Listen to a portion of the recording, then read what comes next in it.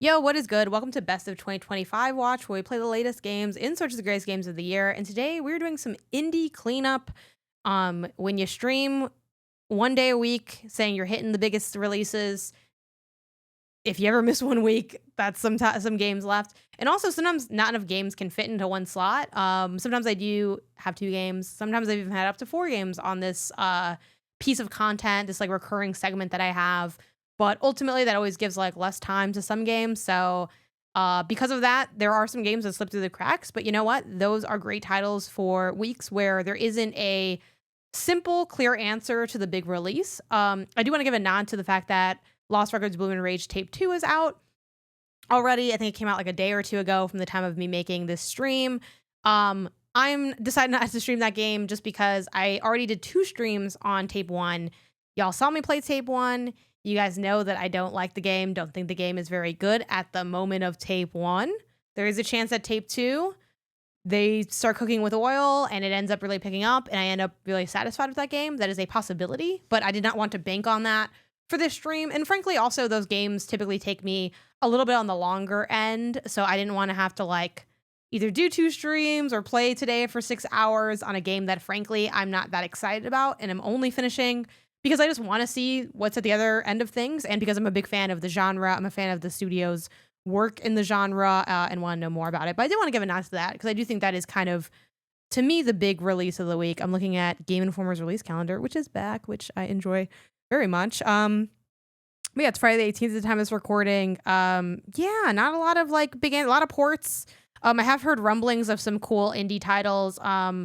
A couple people I know like have been getting into Rusty Rabbit, which I'm sort of surprised by because it doesn't looking at the key art, the trailers, it didn't stick out to me. And another one on that note, Bionic Bay. A lot of people have been talking about that. It's sort of chasing like that Limbo Inside vibe in a way that to me looked very generic and thus read as this game isn't going to be that good. But people have been saying that that's a really strong puzzle platformer, and I love that genre. So I might have to swing back. They say don't judge a book by its cover, but when you are looking at games marketing, all you look at is the cover. So it is kind of one of those things where, hey, you know, sometimes something that maybe doesn't look that exciting ends up being really meaningful. And then, you know, like I alluded to before I started recording, Kapow, Galaxy Ring, I'm sure we'll talk about it. Let's get into gameplay. We're gonna be playing Spilled. I don't know if it just auto starts me in the game. I don't remember hitting yes on the menu, but no worries there. This is, I actually kind of want to read to y'all a little thing about this game because it is kind of a cool concept that I'm quite drawn to. So Spilled, the pitch on Steam is as follows. Clean up ocean waste in this short and relaxing game. Recycle, earn coins, and upgrade your boat. Explore new areas, clean bigger spills, and different kinds of waste. And what's so cool about this game, I'm gonna see really quickly if I can pull up a proper little pressy release about it, but the creator of this game lived on a boat like this on the water, which I thought was really cool. Spilled boat, if I can find that. Yeah, I just thought it was like a cool story about this game specifically. We've gotten a lot of PR emails about this, so I'm not sure which or if all kind of have this story. Okay, here we go. Lente, apologies if I'm mispronouncing the name. This is the name of the studio / solo developer / publisher. This is a solo published developed game. So this is Lente is a solo game dev from the Netherlands who lives and develops her games on a boat. She grew up on a ship, and that has always stayed with her. She and her mother renovated the boat, making it one of the most original game studio locations. She's currently working on Spilled, her first commercial game. So shout out to her. Hello, you shipped a game. That's already pretty cool, but also just a really fun, cool standout angle for this project, I think. Again, now will that translate to being a good game? We might find out today. We are planning a drive down to Austin for July, and I saw that they were gonna be having a soccer game at the same time. We're in Austin, LA versus Austin FC. Yes. I don't remember if this is the game that you're referring to, but I know that for LA, 4th of July, we have a game here. I forget if it's against Austin or not. But yeah, it's gonna be a fun time, even though team not doing so well, but that's okay. I would be down for controller if it so works. It looks like it does. So you move the joystick. I move my left joystick. Ooh. Oh no. It collapsed. It collapsed the menu. I need the menu back. I did that by accident. Okay. I believe it's... I'm using the... What is it on Xbox? RT to go and move around. Ooh. And I was really excited to play this game today because I really wanted a chill game today. I think that's why I didn't want to do Promise Mascot Agency. Not that it's not that Promise Mascot Agency is the most intense game in the world, but I'm like, I really want to just kind of relax and have a little experience of a game.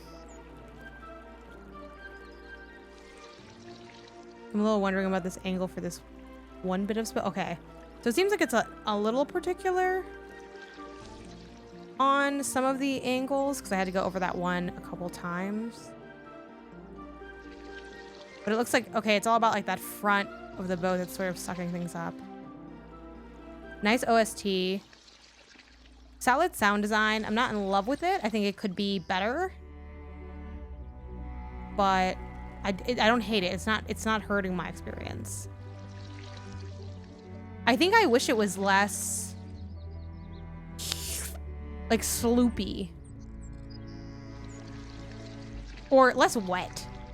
It's a very wet sound, and I know that we're in water, so sure, but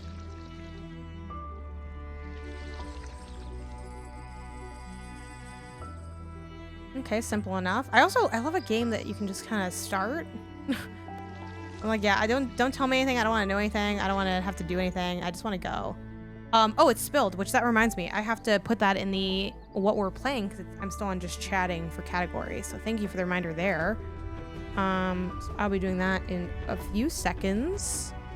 Just go over to my Twitch dashboard. So I can edit that for y'all. Edit, stream info. Spilled. Boom. And I will also pop out my activity feed because the only thing I can't see, I now hear my alerts, which is awesome, but this thing doesn't show me my activity feed, so I want to be able to see that also. Okay, great. Ooh, all right.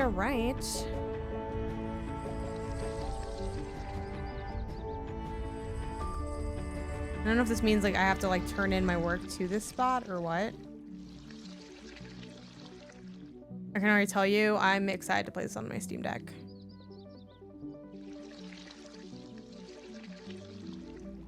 Okay, as you would assume, LT is to back up. Oh yeah, but as I alluded to before I hit record, things that I've been up to last week, I did Best I've Watched, but I did it on Thursday because on Friday I went to play the Switch 2 for the first time, so I'm happy to field any questions on that. I have content out about that. Min-max we have, look at that, Croakfort. I drink your spilled oil. I drink it up. Very good. We have a vlog on the Min-max YouTube channel. If you're part of the backstage past here, I think, on our Patreon, you can get like the 3-hour version that has like more content, more thoughts on games, things like that. For the main show this week on Min-max, that's where we unpacked all of our Switch 2 thoughts for hands-on, and of course covered like Mario Kart. And on Indie Council, I talked a little bit about this stuff as well. So okay, so you can get full. You're full up on oil, then you have to go back.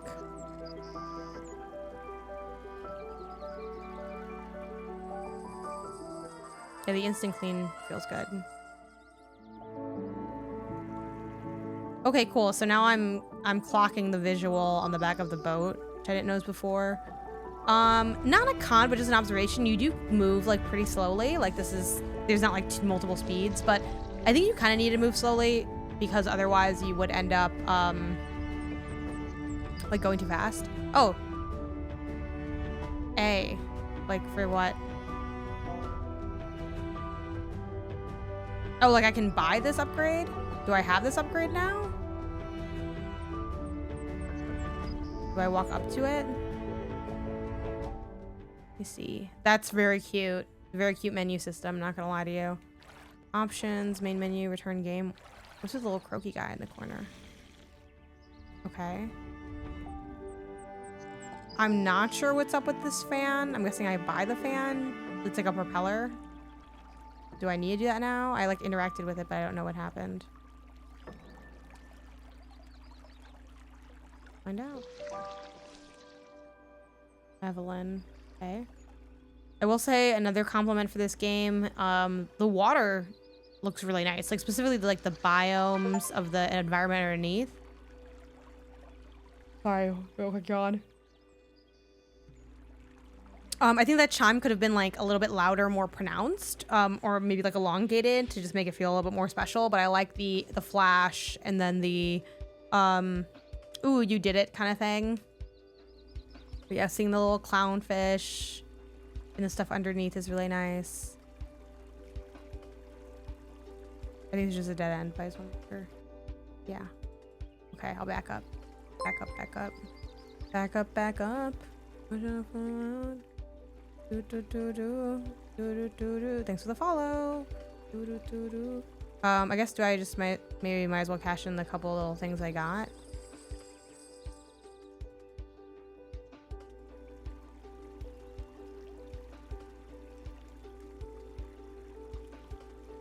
I'm still wondering if I'm supposed to like get that propeller now or what.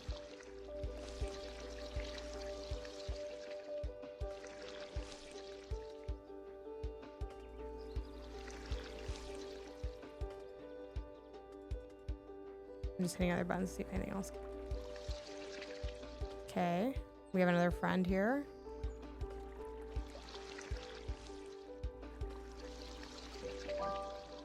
So yeah, chill. Very slow though. It's not gonna like, it doesn't seem like it's gonna scratch that itch of like, Lottle Knot was a game that I was very obsessed with. That was like a cleaning environmentalism game as well. But I am liking this so far. So far, this is in the win category out the gate, just because I think it's peaceful and nice. But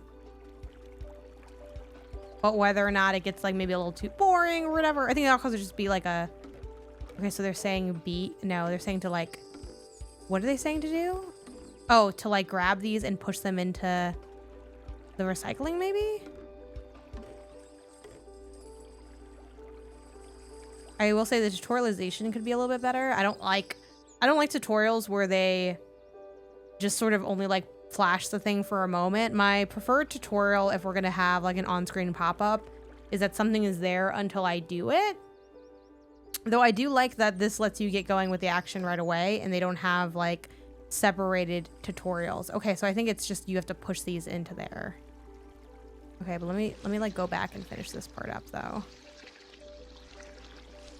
But yeah, this is definitely giving like slow, methodical.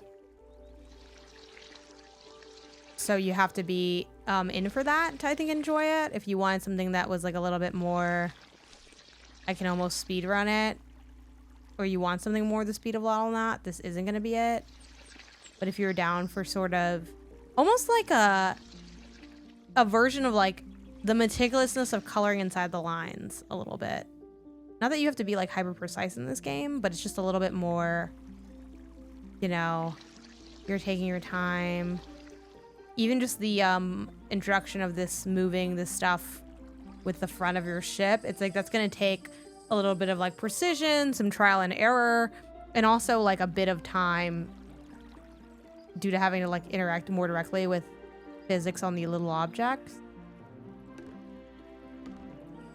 But at the same time, that does give you something to do, and I think it helps break up the gameplay. So I am enjoying this, but it is definitely, I could see someone finding this to be a little bit too slow. Oops.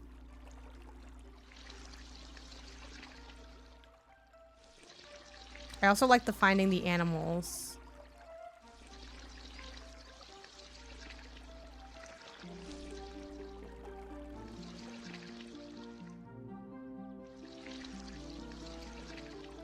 Ooh. Oh, well, I'm right here for this duck. Let me just get this done. Really pretty art though, also. Which I think in a game like this does play a bigger role than maybe other games, because so much of this game is you have to enjoy being in the environment. So thus the importance of making an enjoyable environment is amplified in a game like this.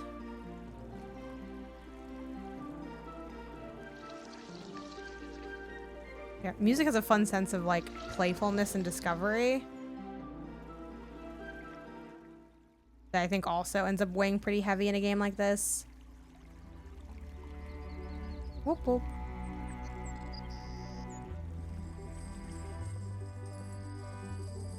Nice. But yeah, ultimately I think the sound design could be stronger in this game. Even stuff like putting the coins back, it's like, I mean, it's a nice coin sound, but it's not a satisfying coin sound, which I think is what you need in a game like this. Like, a game like this is about the satisfaction of doing everything. It's about, like, finding a joy in the smallest of movements. And since, like, the coins seem to be, like, the big progression system, like, you clean, you get coins, you can use those coins to, like, you know, improve or upgrade your ship kind of thing. Oh, now I'm also kind of understanding. I think this front piece is what they gave me when I did the other thing, and maybe the next step is unlocking the fan. I don't know. I'm a little confused by the unlocks on these little boats. And then also, are they the same? Like, are these ones the 40, the 20, and the 20? Are they the same as the 40 and the 20 and the 20 that I had before, or are they different? Like, do I have to go back and backtrack, or are they the same? I don't think it's very clear with how they set it up so far. Just leaning back, getting a little comfy cozy in my comfy cozy game.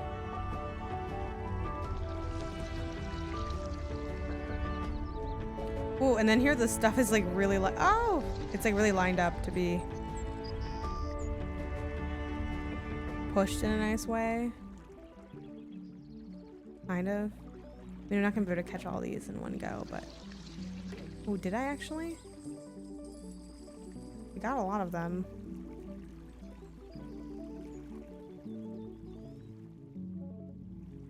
Oop. Oop.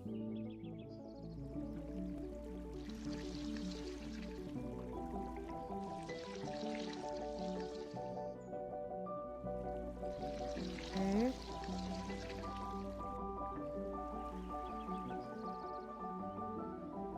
Okay.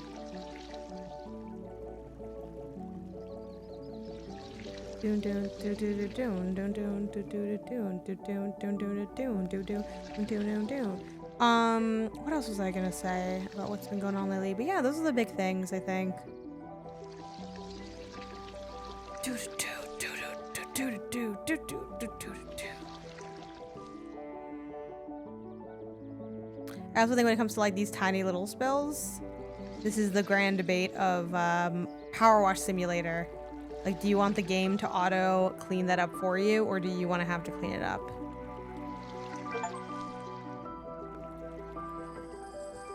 It's the big debate.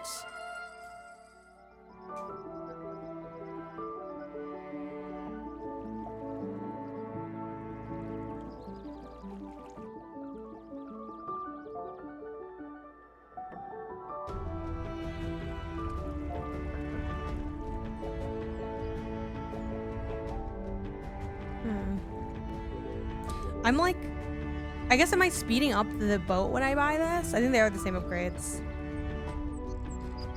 But is it like, I hit A twice. Is this actually speeding up the boat at all? Let me try to see if I can figure this out. Options. I can set controls or something. Upgrade button south. Ring button. Magnet button west.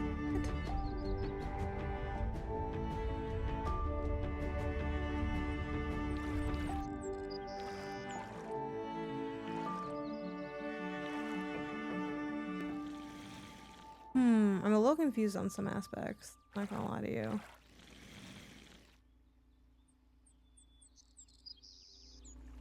Okay, so this is my, like, do I like hold A to like go fast? Am I going faster here?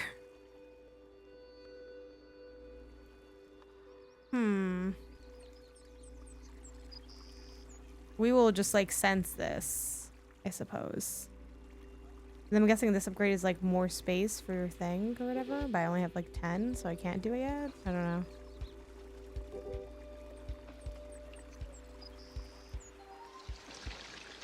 Oh.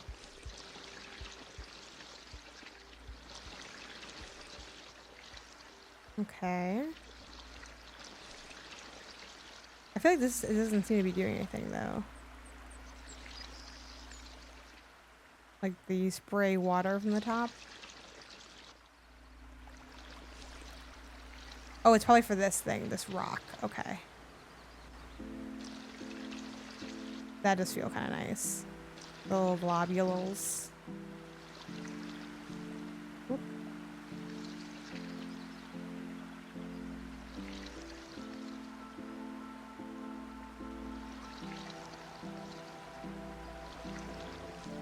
Oop. I do like that it flashes when you're full, so that you don't waste time just kind of getting stuck assuming. Oop. I'm trying not to disturb these bottles while we go here. Okay, back up. Let's see if I can get more on the note of that. Can I... Maybe you just inherently go faster? I'm like trying to read into the like stuff.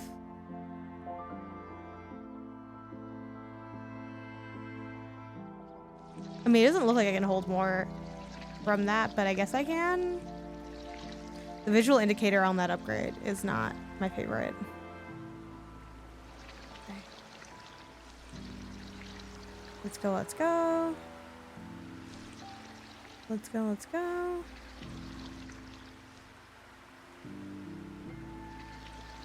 Yeah, I like this overall. I don't know how...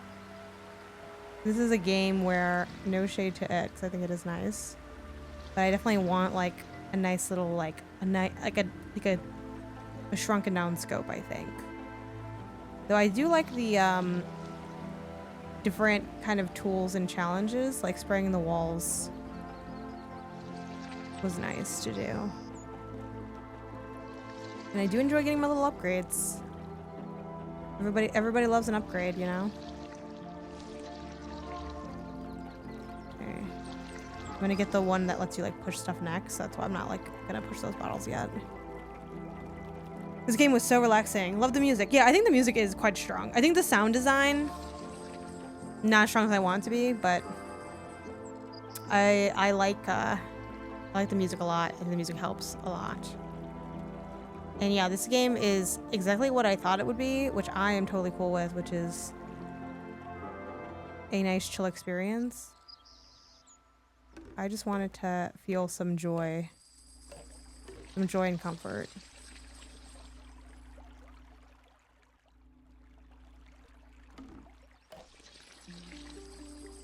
I will say I do kind of, I'm not mad at it, but I'm not a big fan when games, like when it comes to their OST, they have like distinct ends and then like restarts, where like right now it's like the music just cut out and then it's like, and track 2, almost like, okay, gamers of a certain age out there, which I am among the gamer of a certain age. Do y'all remember when, you burned a CD as a kid and it always had like that 1 second or 2-3 second delay between the tracks? When I can feel that in a video game, that feels kind of weird. Unless it's one of those games where,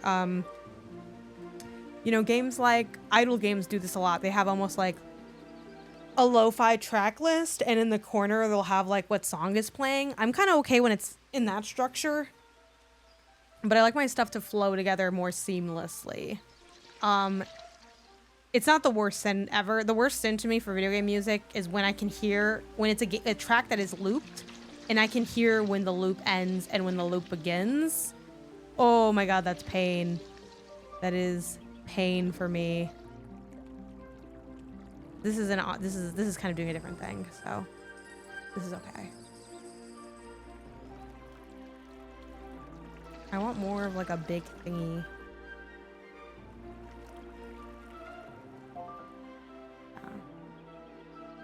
The song that intentionally, then songs had that intentionally, and everybody thought the CD player was skipping. Yeah, it wasn't the best time for music clarity. But you know what I did love from being a music listener back in the day? Oh, all those bottles got pushed. On your iPod, you could play a trivia game with your own music. And I don't know why Apple Music hasn't stolen that yet. I know that she who will not be named, she's a device assistant that some of you might have in your home. So I'm not going to say her name because she will respond. She has like a little game you can play, you know, the Amazon owned one, you know, has a game you can play that's like a music trivia game, but it's more general. And what I loved about the iPod one is it's like actually your music. Exactly. Ah, yes, stay next to the radio waiting for the exact moments your song came on. Those were the days. And you know, it's like dark. We don't do anything with that extra time, which is such a bummer. And this is why, like, I don't really believe in convenience for the sake of saving time. I think there are things that, like, certainly optimizations in life and work can be good. But what are we doing with all the time we save now that we don't have to, like, make our own ringtones off the radio? We're not doing anything with that extra time, you know? Are you spending more time with your family now? Are you taking up new hobbies or learning new skills? You know, are you even making more money? Like, probably not. Like, not related to the time, at least. Let me try to go from this, like, backwards.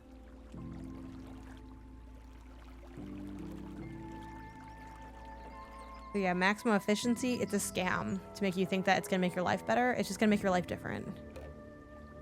And that time will just get sucked away. La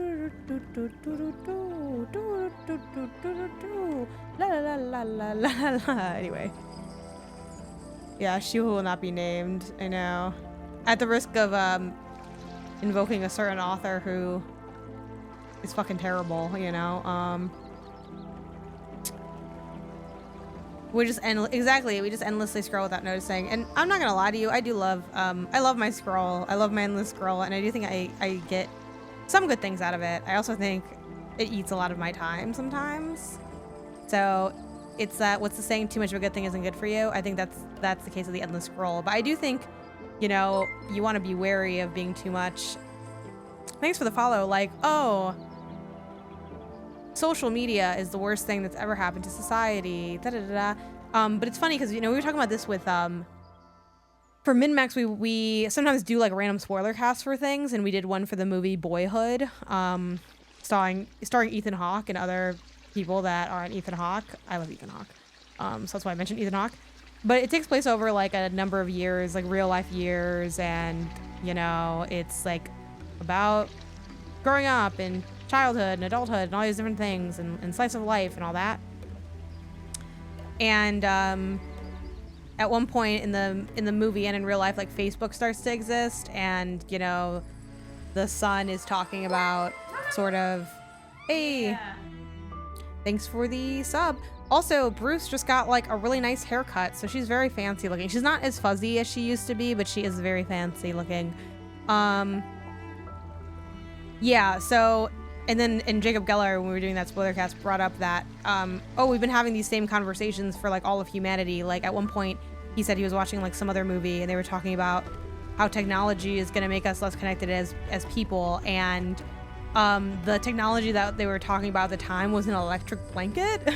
So yeah, I think there have been fears for tech for a long time, which there's rightful things in that too. Thanks for the follow. But it's like you always want to be careful of having too extremist of a view on something. So the idea that like, okay, social media is kind of only bad and it's like create a lot of evil. There's definitely been harm done with social media, and like I don't think you should be on social media for your entire life, or I don't think you should put, you know, I think certain things maybe shouldn't go on social media in your life, or that you want to be careful about what you have on social media, things like that. But you know, all that to say, I should be on TikTok less, but I don't think TikTok is like, wow, this is just really bad, and like doesn't have, because you know, some people have made like careers on there, have gotten their content out there, have like helped people raise money. I mean, like all the money we raise, again, not TikTok, this is Twitch, which is still also an evil, owned by evil, you know. Yeah, it's like we like have raised a lot of money for like good causes here, and like done other things that are of value, you know. Oh my god, the electric blanket. Have you seen the movie Juliet Naked? It's the sequel to High Fidelity with Ethan Hawke. No, I have not. I haven't seen High Fidelity either. How do I get this? Ooh, we have our first mystery. Okay. Ergonomics is good for overlapping tasks like chores. At once is great. Yes. Yes. There's definitely some things to consider. We have to hold together for warmth. That's the end of humanity. Exactly. Yeah. What does it say about us as a society that we get our heat from a plug in the wall? Now this is cool, and this intrigues me because my early criticism of this game is chill but a little slow and a little repetitive. So, which this is a game, to be clear, about being chill, slow, and repetitive. That being said, there are ways to do that where you are more or less successful than others, and I'm very excited to see something like this little beach ball with a question mark, because it means there's like something else to like engage with or think about or do, or a challenge to work towards. And those kinds of things are going to be what separates the repetitive in a bad way from repetitive in a good way kind of thing for games. It also reminds me of a conversation we had a little bit on Remap this week where we talked about, somebody had written in asking for, they're like, oh, y'all are always talking about games pushing back and how that's good or whatever. Give me a rec for a game where it doesn't push back and I like bulldoze over it. And we had kind of a hard time finding games like that. We definitely did come to some answers. You know, Patrick had the good Asura's Wrath poll. I mentioned like OG God of War trilogy to a degree. Auto shooters or bullet heaven games like Vampire Survivors, things like that, I think can have that. But one of the reasons that there wasn't a lot of easy answers for that is because what makes a game interesting is partially the ways that it pushes back on you and the constraints that it gives you. So kind of a long speech for what is a beach ball question mark, but that's why that's interesting. Also great in Taking Lives with Angelina Jolie. I really just need to go on like an Ethan Hawke binge, but then I also wonder, will I burn myself out on Ethan Hawke? I can't though, because I love Ethan Hawke. And my known love for Ethan Hawke started with the Before trilogy. I love that trilogy of movies. I watched those in college because on a professor's recommendation / like mandate. They took time out of class to be like, we're all watching the Before movies. It was an English class, but then retroactively, I'm like, oh my God, Training Day, Ethan Hawke. So also shout out to him. I did see him in the MCU because, and I forget if you were in on this, Ash, when we did the Moon Knight watch, and you go back to like watching stuff together with people in the Discord for Marvel. But Moon Knight, loved him in Moon Knight. Spoilers for Moon Knight. He's in Moon Knight. I forget, was he in anything else in the MCU? And then, you know, Boyhood was also pretty good. I don't think Boyhood is as good as the Before series, but like if you like that kind of like slice of life vibe, I will say Boyhood is a little sad. Like it's not like a happy-go-lucky film. It's not dark though and traumatic, but I mean it's a little traumatic, but it's not as traumatic as it could be. I loved Gattaca. I tell everyone to watch it. I need to watch that. Midnight is so good. So you're like I'm my favorite for the Before series is probably the middle one. I love the middle of a trilogy. I know Midnight's the more realist one, but it's also why I'm like, I don't want realism. I want these two people to be in love and for me not to care about anything else other than their love. And the first one's great because it's pure. I mean, the third one's also great. And it's really fun because it introduces more characters than just the two for the first time, which is like fun. Shut down the stream. Yeah, what is this? Let me just look at what this is, because I frankly haven't even heard of this. Oh my God, young Ethan Hawke. Yeah, I'll watch this, I guess. 1997. Deep cut. A difficult rewatch for sure. Yeah, Midnight. Yeah, Midnight's like, turn the TV off. Like, you know, that kind of vibe. I'm actually watching a lot of movies this weekend. Like, I just watched 80 for Brady. It was a rewatch for me for content. And then tomorrow I'm going to watch, what is it called? Ooh, the Bidoof hat got redeemed. The movie with Michael B. Jordan that just came out.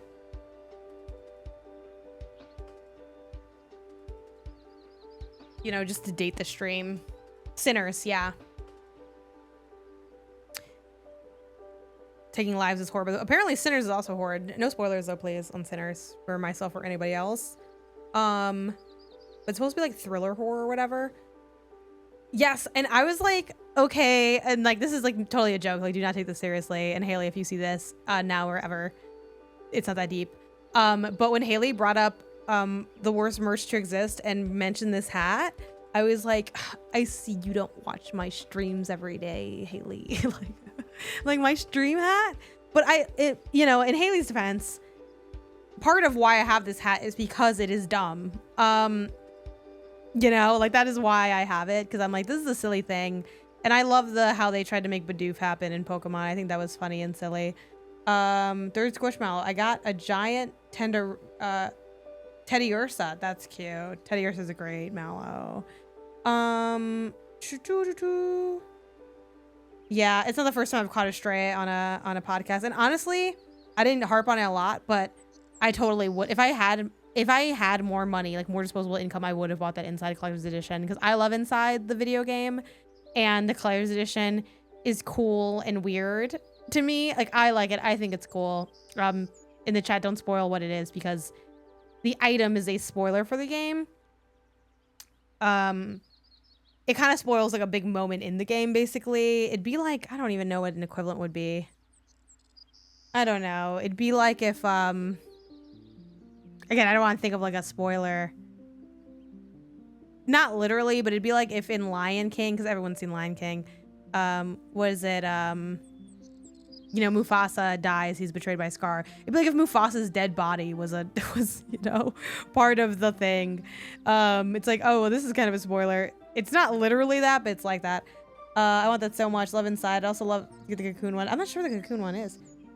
Yeah, and then I was like, come through. Yeah, Mufasa dies. Also kind of but this is even more of a spoiler than Mufasa dying, because Mufasa at least dies kind of early in the movie. Like, that's kind of a big catalyst for a lot of the film, Mufasa dying. So, what do I want? I was standing here because obviously I was chatting with y'all, so that's one reason I stood here. But I want, I think, just like bigger thing.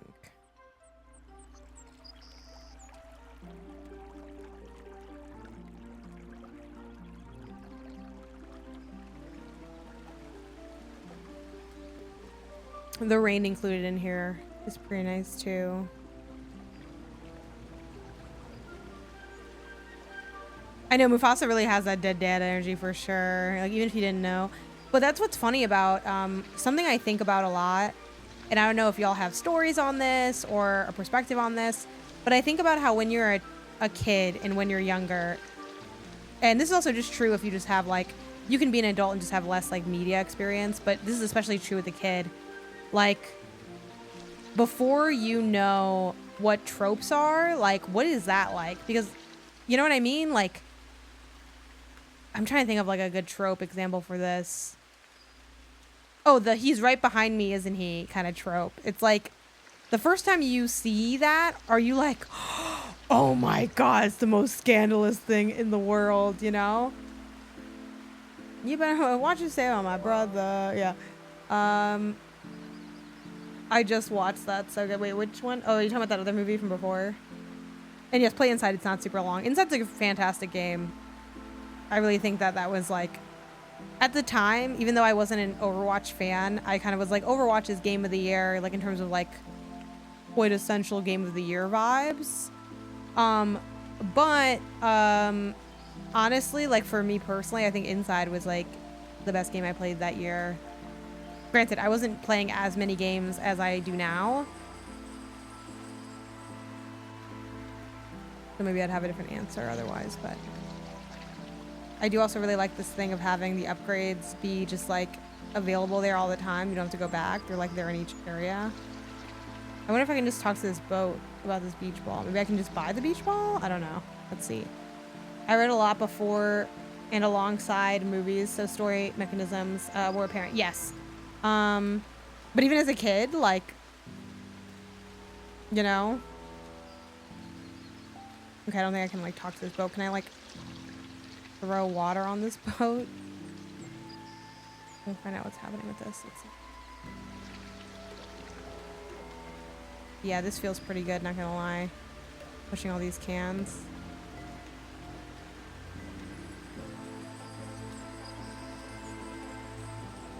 what I think is nice about this game too, and to be clear, I am a big advocate for taking a game for what it is and not letting the context of how the game was made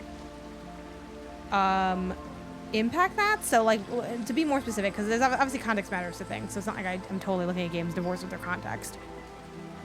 But this game was like a solo dev game, and I think sometimes when games are solo dev games, people are like, well, one person made it, so it's like really impressive just because one person made it. And I'm not saying that you can't be impressed or proud of doing a lot with just one person, because like, holy cow.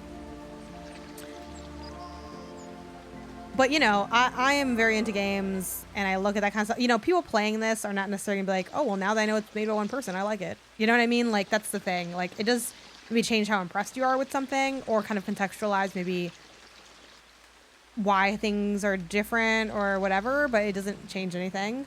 Yeah, and sometimes, a lot of times they do have contract support. I don't know if Lenate had contract workers, or I think she might be related to just do this by herself. So, but that being said, I'm actually going to compliment the game. So this is not a criticism of the game, but I just want to point that out, because I think a lot of people have that feeling towards things, and that's a big thing rampant in the indie space in particular. Like, there is a subset of the audience that's like, if you criticize indie games, you're like anti-indie in a way. And I'm like, no, like, I don't think that's true. I think to me, part of respecting indie games is being as critical as I am when it's like a AAA title.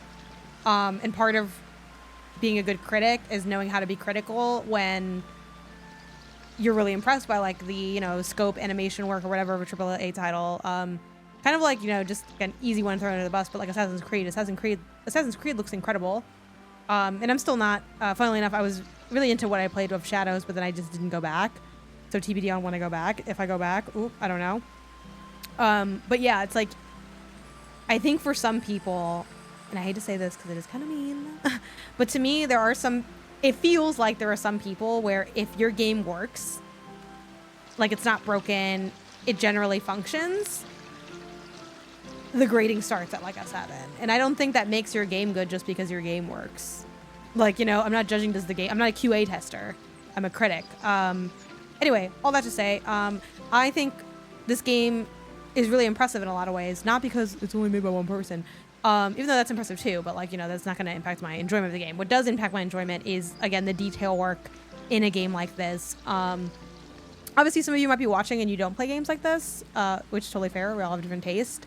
But part of what separates, like, you know, this very, like, cozy game, but not just a cozy game. It's like a cozy, cleaning, repetitive, meticulous game kind of thing, is how well it can create vibes. Like, you hear the term like vibe game, or like, oh, you just kind of go and vibe, or it's about the vibes. But sometimes we kind of leave it at that and don't actually explain and unpack what that means. Like, for me in this game, I mean, I think this game is doing a great job in evoking quote unquote vibes, because it is, yeah, chores game is a good way to talk about it. It's about cleaning up the ocean, and it is driving that home in a lot of ways through having stuff like seeing the creatures underneath, and that being like a marker of progression. And it's also it should be giving me also a world that I like spending time in, because part of the fun of a game like this is like, I just want to go around and do something. And yes, that's true, and I am still going around and cleaning and doing something, but it's not as fun if you know, the world isn't pretty and like pleasing to look at. And I think they really nail that with like having stuff like the rain come in every now and then. I'm like, wow, that's a really smart decision. And I think on some end, like if you want to be more cynical, you could say like, I don't know, it raining doesn't make me like the game more or whatever. I would argue that I think it does. Like, even though I'm not you know, this you is made up, but I think part of what makes good games and good game design is it's achieving something, and that achievement comes from somewhere, right? Like, there are definitely games that's so cute, that don't succeed in making these attempts. And like, there has to be a reason, like what's really different? Because again, the formula of these games is so straightforward and simple. The devil really is in the details for a chores game, and I think again, right now this is not, you know, necessarily, well, actually, could it be top 10? How long is my top 10? I guess early on in the year it maybe could be, but you know, I don't, this game is not lighting my world on fire. Like, I don't like it as much as I like Lottle Knot, which is another cleanup game, but I'm quite enjoying it, and it is because of these, the way they made it a nice place to be. So it's like, yeah, I like doing it. And then they kind of add these additional gamified elements that make sense in the context of the game they're presenting. I think too often developers, like, this is what I feel as a player. Like, I feel insecurity from some developers when it comes to games that are less mechanically dense, where they're like, oh my God, I have to make my game a game. I have to make sure you think it's a game. I got to make sure you feel like this is totally a game and it's not barely a game and da-da-da. And in that insecurity, they add like additional mechanics that are just like not needed, not related to what is going on. Yes, I'm thinking of Quora and Stealth. It's like, I felt like you were insecure about your game, and frankly, I also think you struggled in the other elements of it, which I did finish that game off stream that I played a week or so ago, 2 weeks ago maybe at this point. But this game, like having stuff like the bottles in the ocean that you have to like corral, it's like, oh, that's another layer of gameplay that I can engage with that isn't just like panning over stuff. It's slightly different, but it makes sense in the context of this being a cleanup oceans game. Yes, artistic direction is crucial, especially for a game like this. Like, some games, and I think that's why it's so silly to have like the old school rating system of like rating on sound, rating on whatever. You rate the whole of the game, because in different games the artistic direction, frankly, not matters more in a way, but kind of like there's more. It's more apparent. It's more in your face. Again, I think when you look at some of the best holistic games, they are games that achieve beyond what's needed to be achieved. I think Astrobot's a good example of that, where it's like, you don't need great artistic direction in a way, right, with the game like Astrobot, but like so much of part of being charmed by that world is like how playful everything is and how like cohesive everything comes back to. Like, Astrobot is a toy, this game is a toy, and like that design ethos is so supported through every element of it, and that's what makes it one of the greatest games, like in the pantheon of great games, and like a GOTY contender because it's doing all of that. Is there a genre of games called cleanup games, or do we always put them under the sim umbrella? I think we just have them as sims, like cleaning sim, like how you have a racing sim. But at the same time, you don't always say racing sim, you might just say racing games. I would probably refer to these as like cleanup games. And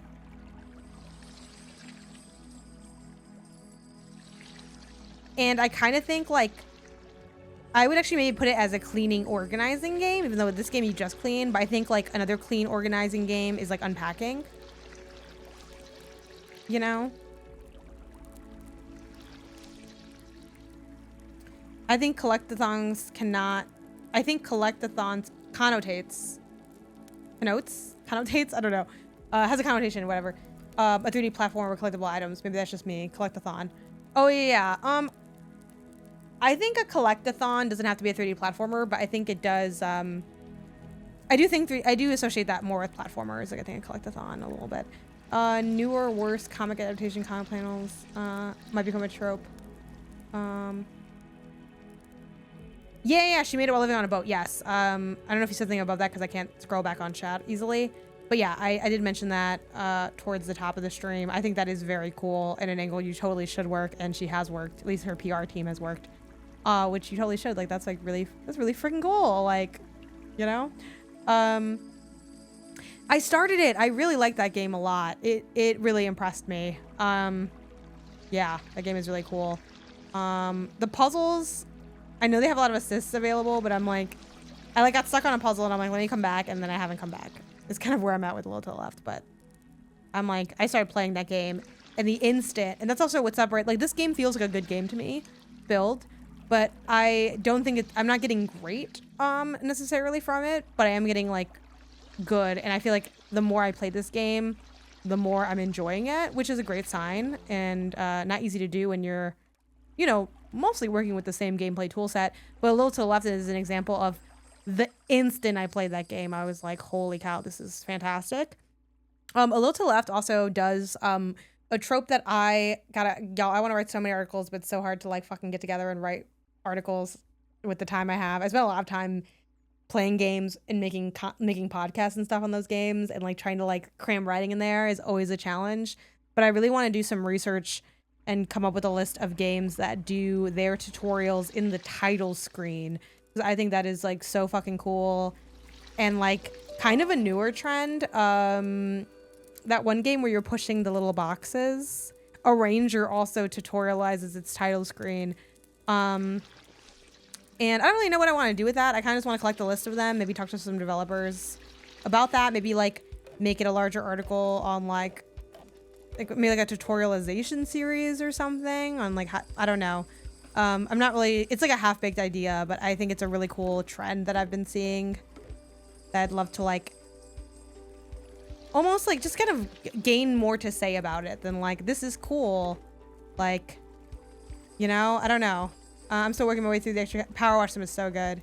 Usually by the time I finish one pack, they have already released the next DLC. I am also working through Power Wash Simulator. It was a bedtime game for me for a while because it is, the sound design is so good in that game that I literally will play it and go fucking falling asleep, just like knocking out. So that's just a bedtime game for me. But yeah, I'll buy everything from Power Wash Simulator at a certain point. Yep, yeah. And honestly, like, that's why I didn't ever, like, beat it. Like, when it first came out, I'm like, I can't play this. Like, I'm going to sleep. Positive. Like, usually if your game is putting me to sleep that's bad, in Power Wash Simulator, that's actually means you made, like, one of the greatest simulators ever. Kind of a half-baked idea as well. Something that I thought interesting about how successful and how popular Power Wash Simulator was is I did kind of get this sense. Let me know if anyone else has this feeling or if I'm alone. I'm okay being alone also, so don't feel like you have to back me up.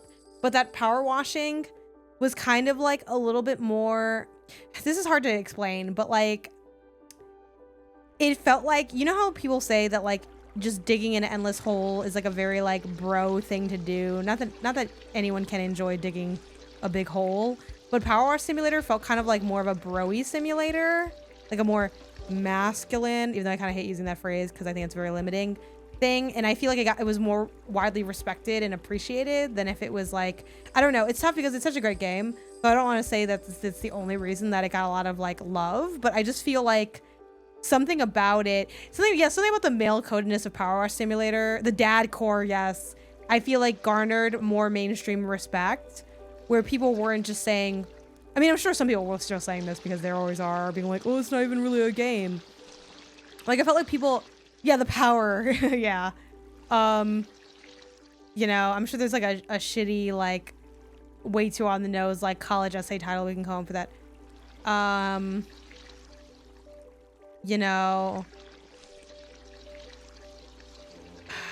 I don't know.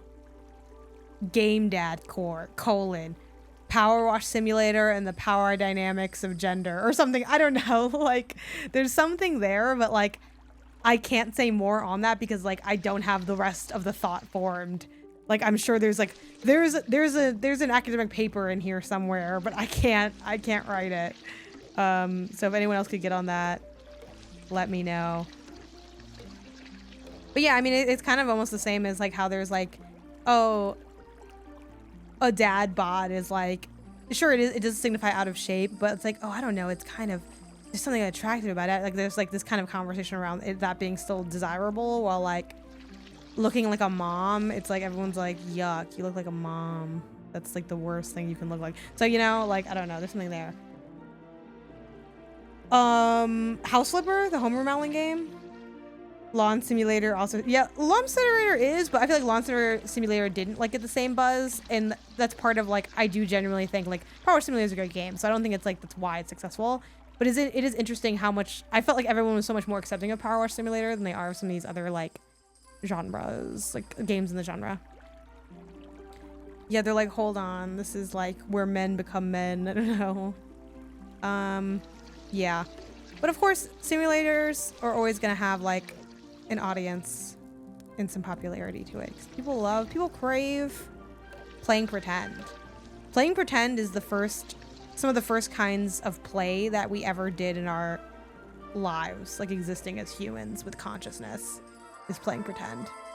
So it makes sense that video games where you can play pretend are going to be exciting and popular.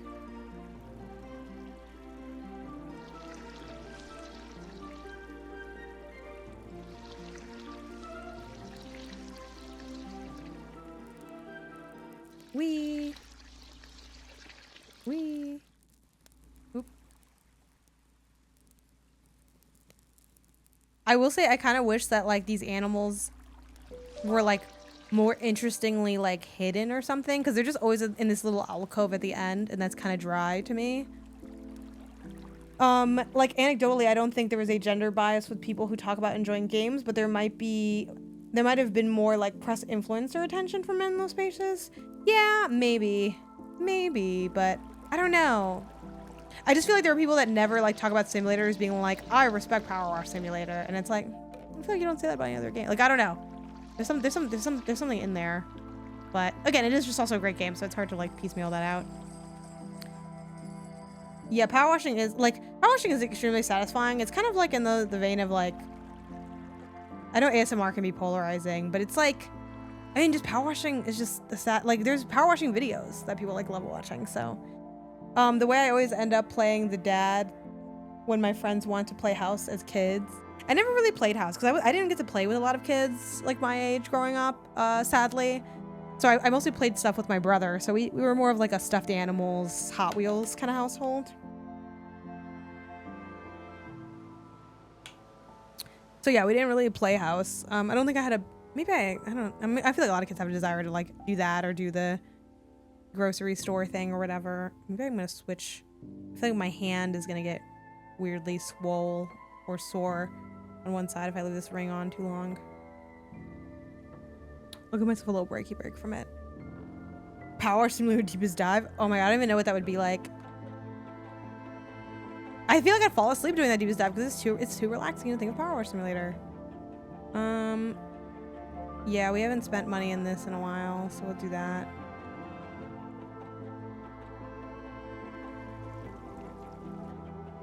Actually, we'll do another of this thing.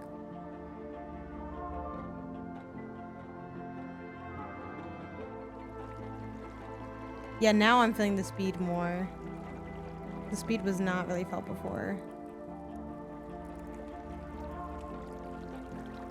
Ben would just love talking about Final Fantasy VII for the whole, yeah, the DLC. Yes, the DLC is very, I think that's so smart, like cleaning up stuff in video games and different IP. So good. That's a Power Wash Simulator. Don't forget the fires. Oh shit, you're right. Not you needing to backseat my cleaning simulator game. That's kind of sad. But I did forget the fires. I was gonna see if I can get them from the other side, but I suppose they are part of this area. Oh, the little helicopter comes by and gives you the money.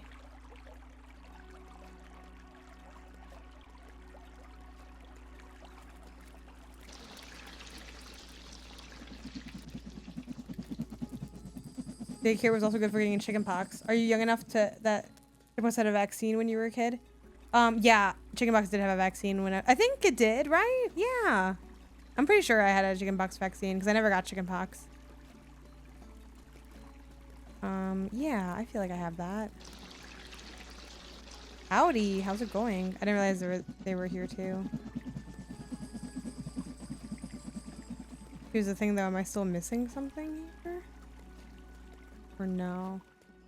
I wasn't aware, but I caught it as a kid. Oh my god, that sucks. Being itchy, literally I'm getting itchy just talking about being itchy. Being itchy is literally, I think, my least desired physical ailment. 'Cause I've had some like allergic reactions to things, like actually kind of recently, like the last couple years. And being itchy is just like the mental fortitude it takes to deal with itchiness is, I'm unwell. I can't do it. I hate it. Versus like dealing with pain, I'd like rather be in pain than be itchy. I feel like. Because also I feel like it's possible to get like drugs that can have you not feel the pain. I don't think I mean there are drugs to relieve itchiness, but sometimes you just have to be itchy for a while until it goes away. So Did I 100% this one area? Does anyone know? I don't think I did because it didn't like do the little flicker, I don't think. What am I missing from it? Does anyone know that? Maybe they count this other side? I think dry skin is even worse than itchiness. Ooh. Maybe, because it's like, it creates like pain, right? You can like bleed and stuff. I guess I'll just go down this way. I'll stop being lazy and just go down this little way. Right, am I missing anything, guys? You can tell me if I'm missing anything. I did get the fire in the corner with the animal, yeah. Now, I will say, you know, I'm chilling, you know, I'm chatting with y'all. Maybe I just missed the flash, but... It was developed in Japanese and then released in the US, like a lot of early video games. Yeah, like the staggered global release of the vaccine is wild. Well, either way, I'll take this time to just drop things off. I know chickenpox can be really dangerous if you get it as an adult or a baby. Actually, best to get it as a young kid. Yeah, I think I have the vaccine for it though, so...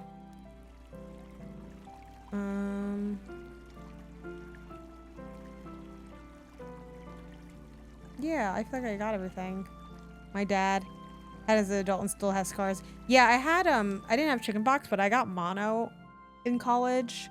And I think I actually still have some discoloration on my back from, I was like I broke out in like a hives.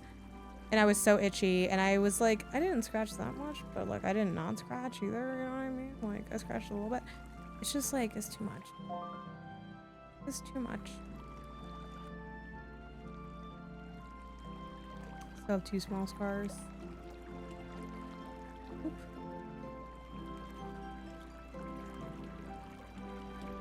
La, la.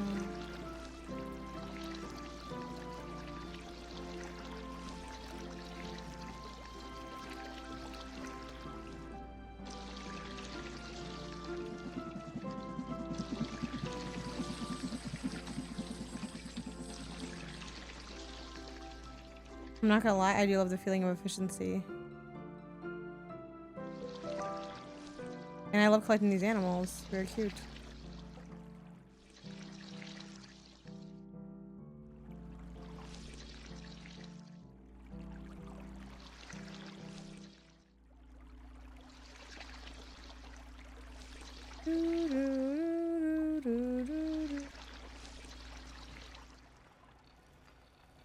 The feeling of a fish in the sea.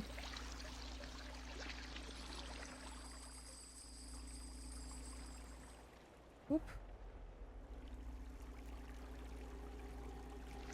I'm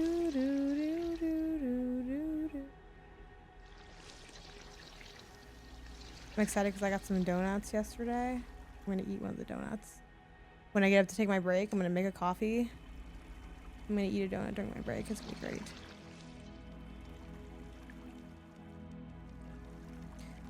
We got a couple different kinds. We got a strawberry frosted with sprinkles, like a blueberry cake kind of one, maybe a red velvet one. I don't remember if we got the red velvet, and like maybe one other one. Whoa. Hold on. Oh, also I think I left the hat on for too long. Sorry, I was readjusting my comfort. Yeah, I had this on for like double the time almost. Safri-badoof. Yeah, we got them from Randy's Donuts, which if you're in LA or the LA area, you probably know Randy's. It's like a local chain. But if you're not in LA, you might recognize Randy's from like pop culture stuff. Like it's the donut place that has the giant donut on top of it. Sadly, not every Randy's has the giant donut on top of it though. And I actually don't know if the OG one that had the big donuts, if that one still has it, I don't remember. But you know, it's like The Simpsons big donuts based on that and stuff like that, you know.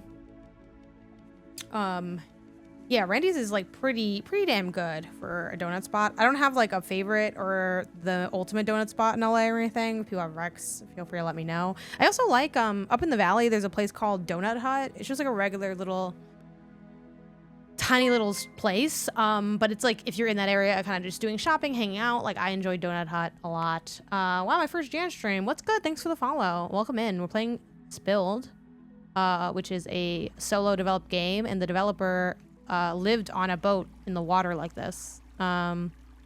So she made the game on the boat, which is like really cool. Fun fact. And it's a cleanup game. It's a cozy, chill cleanup game. I'm extremely not in the valley. You might have already mentioned this, but if you're comfortable giving a general area, feel free to. You don't have to by any means.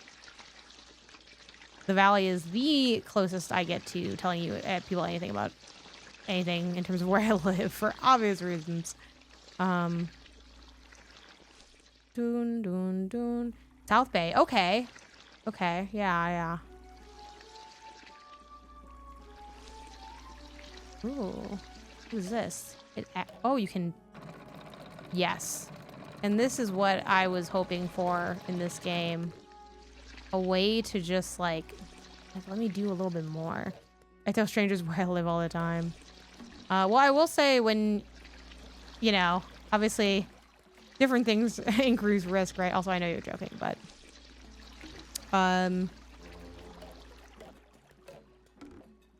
There was a time where maybe I had to think about that a little bit less. You know what I miss? Again, won't get into specifics, but like I miss having like an ice cream truck in my neighborhood. When I lived in East Bay in San Francisco, like East Bay of San Francisco, we lived in a neighborhood called Emeryville at the time. And there was an ice cream truck that would go in here. I'm doxing myself to make new friends. Yeah, facts. Yeah,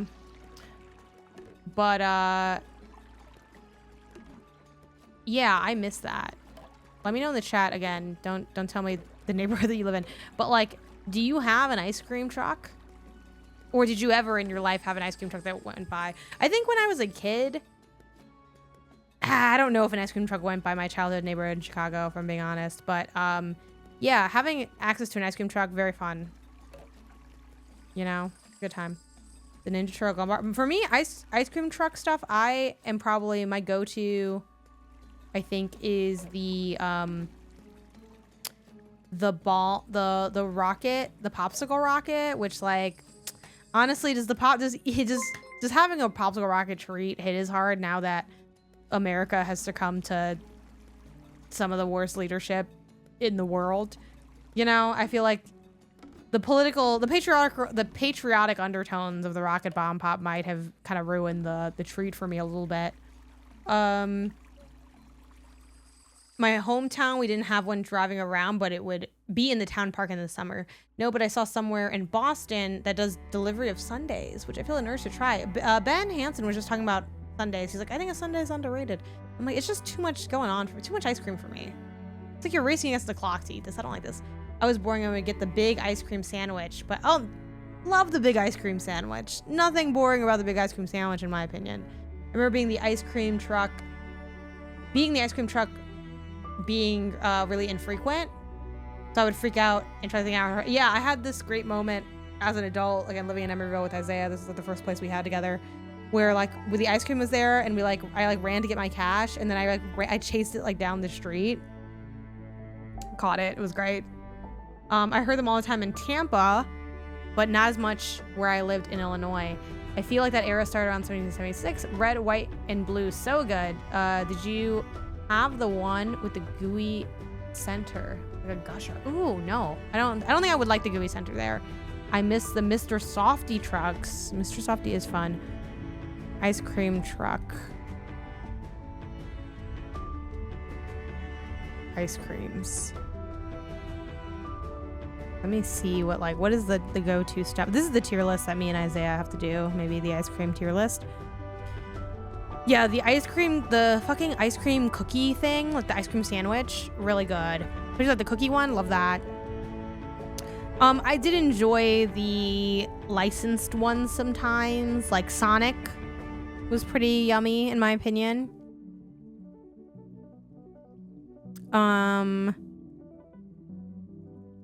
Yeah, then there's also just the regular ice cream sandwich thing. Power World's the Gumball Center, yep. Those were my go-to. Every now and then, I'm not in love with it because it's kind of funky, but the Vanilla Crunch It's like the popsicle. It's like a vanilla popsicle, but it has like a outer chocolate shell, and then like the shell is bumpy a little bit. The bumps are a little like weird to me though. Something I never liked though, the strawberry shortcake one with like all the strawberry. It felt like too like coconutty almost. Like, yeah, I feel like the licensed characters, they were enjoyable. They weren't the tastiest thing you could get, but it was like pretty nice. And then of course, not an ice cream truck, but big fan of the palitero, which is like the ice cream man, the Mexican ice cream man who has like the little cart and the little bell on the thing. Sometimes he's on a bike with the cart, but that just has like popsicles, basically different flavor popsicles. For me, it's the lime one's my go-to, and everything else is like, I guess if I have to get it, I might get it. Hate the coconut because I just don't like coconut. Yeah, like the Rice Krispie coating is like it's a little funky to me, but not the worst. Not the worst. Okay. Let's go get these things because I haven't gotten any of these yet. I'm guessing this is like a line up the shadow kind of thing. Oops. Oh, I'm going backwards by accident.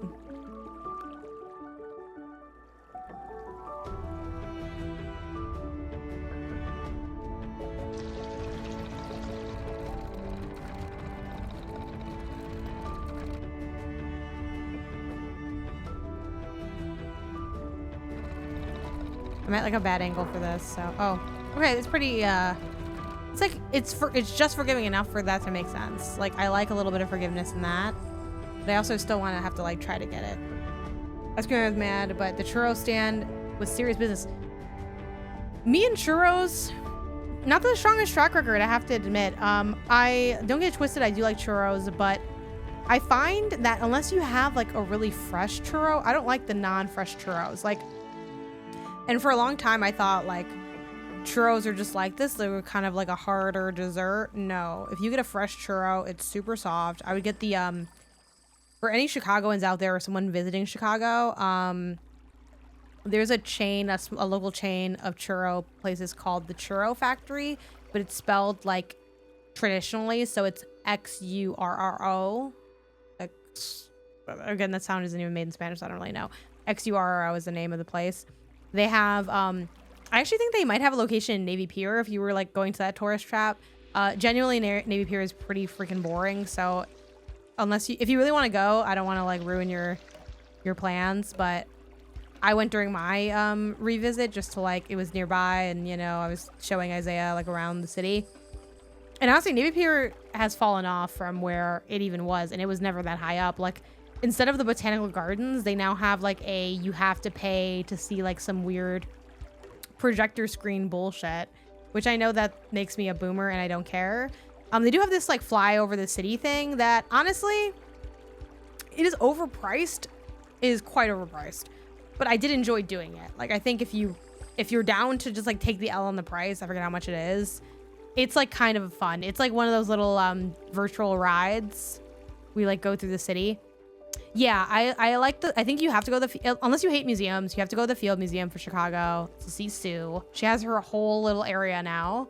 The shed, I personally don't think you need the shed. I gotta be honest with you. I would rather go to the Museum of Science and Industry than the Shed Aquarium, though MSI, Museum of Science and Industry, is much farther out. It's like over in Hyde Park, but you could go to Hyde Park and then, you know, that's where Obama lived, and like kind of take a look around. It's a nice place, has UFC there and all that. Yeah, it has the moving seats thing. So it's not like moving seats like the 4D. It's more like a ride at Universal Studios or Disney. It's not that good on that level, but you know, where you're sitting in like a coaster kind of seat, you know, the thing comes down in front of your chest and then the floor drops from underneath you, or it like you raise up, maybe a little bit of both. And then it has like a big screen and you're like meant to be flying through the city. It's that kind of ride, but it doesn't have like wild thrills. Like, you're not going to be like, yeah, it's like soaring, you know, it's not going to be like, you're not going to ride that and say, oh, like, it's not like a thrill ride. It's not like controversy noted, the Harry Potter area at Universal Studios, I fear, has some of the best rides and the best food there.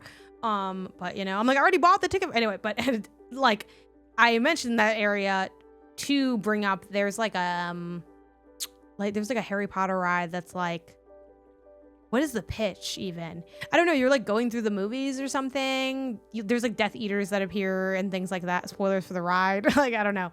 I forgot the name of the ride, but it's like what if it's not like that ride, where that ride I think is more thrilling than like something like a soaring. So don't expect like a coaster. It's much more like chill than that, but it's kind of nice. The Chicago one in Navy Pier. To Ether and see Kendrick had both museums on my list. Yeah, I mean, I think the shed is like it's fine, but it's like, I don't know, it's an aquarium. There's not a lot of aquariums that like really wow me personally. It's just more of a taste thing. And then what I do like a lot is the Museum of Science and Industry. Not museum, oh my God, not that. Actually, I do enjoy it, but not like that. I meant to say the Art Institute of Chicago. I'm a big art fan, so I try to go to an art museum in every single city I visit. And frankly, I think the Art Institute of Chicago is definitely one of the better ones like in the world. You know, it's one of the more like I think acclaimed ones. Some good borrowed collections and some really great stuff in the permanent collections. Obviously, sometimes we put that stuff out on loan. But you know, there's oh my gosh, what's it called? Sunday on the Grand Jattes. I'm saying that probably wrong, but that's the pointillism painting that has like the woman with the like, yeah, that clothing like piece where it looks like you have a giant ass. So it's like, you know, and she has a parasol. And you know, you're just like that picture. You've probably seen that picture a million times, you know, through pop culture. There's also Rainy Day in Paris, which I think is really nice. There's Ferris Bueller's Day from Ferris Bueller. Yeah, so if you want to do the Ferris Bueller's Day Off, which like, is this our time for us to finally talk about Address with Architecture? Yes. For us to finally talk about how I hate Ferris Bueller's Day Off, y'all. I fucking hated Ferris Bueller's Day Off. I finally watched it like, I don't know, maybe half a year to a year ago. I'm like, this is a classic movie. And it started so strong though. The first like 10 minutes of Ferris Bueller's Day Off, I was like, this is gonna be a great time. And here's what I hate about Ferris Bueller's Day Off, because obviously everyone's asking me, so I'm gonna tell you. Ferris Bueller's Day Off is the quintessential. So I grew up in Chicago. I'm a Chicagoan. I rep Chicago. I love LA. I do enjoy living in LA more than I enjoy living in Chicago. I gotta be honest. I really love my time in LA. I feel very good about living in LA. But I am from Chicago, and I do have, you know, some city pride and whatever. Ferris Bueller's Day Off. People talk about that like that's the quintessential Chicago movie. And what Ferris Bueller's Day Off is it's like, do you want like an asshole white suburban kid to pretend like they know what it means to check out the city? That's what Ferris Bueller's Day Off is. Where it's like, oh, he's like, I'm seeing all of Chicago. I'm going downtown, going to one museum and one overpriced restaurant, and now I'm going to do this. And then I feel like Ferris Bueller's Day Off is weird too, because it's like, oh, it's kind of this like lighthearted comedy of this like jerk ass kid, but then it's like, oh well, they're like, let's make it deep though. And it honestly, it doesn't even get that deep, really, where it's like, oh, well, the moment, though, where his friend stares at the painting, it's, like, so moving. I'm like, like, yeah, you know? So, also, too, not gonna lie, Ferris Bueller's Day Off, and people say time it came out, a little racist. Like, there was more, like, again, it's not like I've seen more racist films than Ferris Bueller's Day Off, but the, like, random black people on the street doing the Thriller dance, that kind of was weird. The sister saying, or was it the sister or somebody else who said the "me no speak English" thing? It's like, okay, like, yeah, I feel like Ferris Bueller's Day Off exudes, I'm from the suburbs, but I say I'm from Chicago, and no, I totally understand the city because I go to the Macy's downtown sometimes. Like, that's how I feel about it. I don't know what the best Chicago movie is. I have to think more about them. It's weird too, because a lot of movies, they might be set in Chicago. Dark Knight, best Chicago movie. Yeah, boom, we're done. It's the best movie that takes place partially in Chicago, or fully in Chicago, partially in Chicago. Yeah, Dark Knight. You don't get a sense of the city from Dark Knight, but I'm gonna say Dark Knight. We have Dark Knight, and that's all we need. Blues Brothers was. I think Blues Brothers is another one that gets a lot of mentions too. I thought it was Pittsburgh. No, I mean, maybe some of the scene, like, I know for a fact that the fucking car scene under like ground, that's Chicago. and the bank that gets like robbed, that's Chicago. It gets pointed out on the Chicago architecture tour. But I don't know offhand if they filmed like in multiple cities, but Chicago is definitely like, that's Dark Knight, baby. Door of Echoes is Chicago. The Matrix, but you wouldn't know. Yeah, exactly. It's like, I guess what you're at, Home Alone. Home Alone's also a suburban thing. But honestly, part of Chicago culture is hating the suburbs of Chicago and the people that live there. And we don't want to hate y'all. It's just that y'all be doing stuff that pisses us off because we're a very straightforward group of people. Chicago is a very loving and caring city, but it's a very blunt city. It's a very gritty city, hog butcher for the world kind of vibe. Well, the thing that I fuck with about Patrick is he doesn't pretend that he lives in Chicago. He just has he has affiliations with Chicago, and that's cool and fine, but he's not you know what I mean? That's the thing that we don't like. How much, and then also the other thing that we don't like, which Patrick is also immune from this because he doesn't do this, is a lot of people that live in the suburbs will talk so much shit about Chicago, bro. Oh my God, Chicago's so dangerous, or it's so expensive. I couldn't live there. It's so much. Oh my God, there's so much crime in Chicago. But then when it comes to say where they're from, when they go to fucking college and they have to say where they live, they say, "Oh, I'm from Chicago." Oh well, actually, And then the other thing about this, no, because I hate that. I hate that because you don't need to do that. Is my beef with the Chicago thing. You could say I'm from Skokie and say it's 30 minutes or however the fuck far it is from Chicago. You do not need to say it. And I know this because I went to a school in small town Iowa. I went to a school in Mount Vernon, Iowa.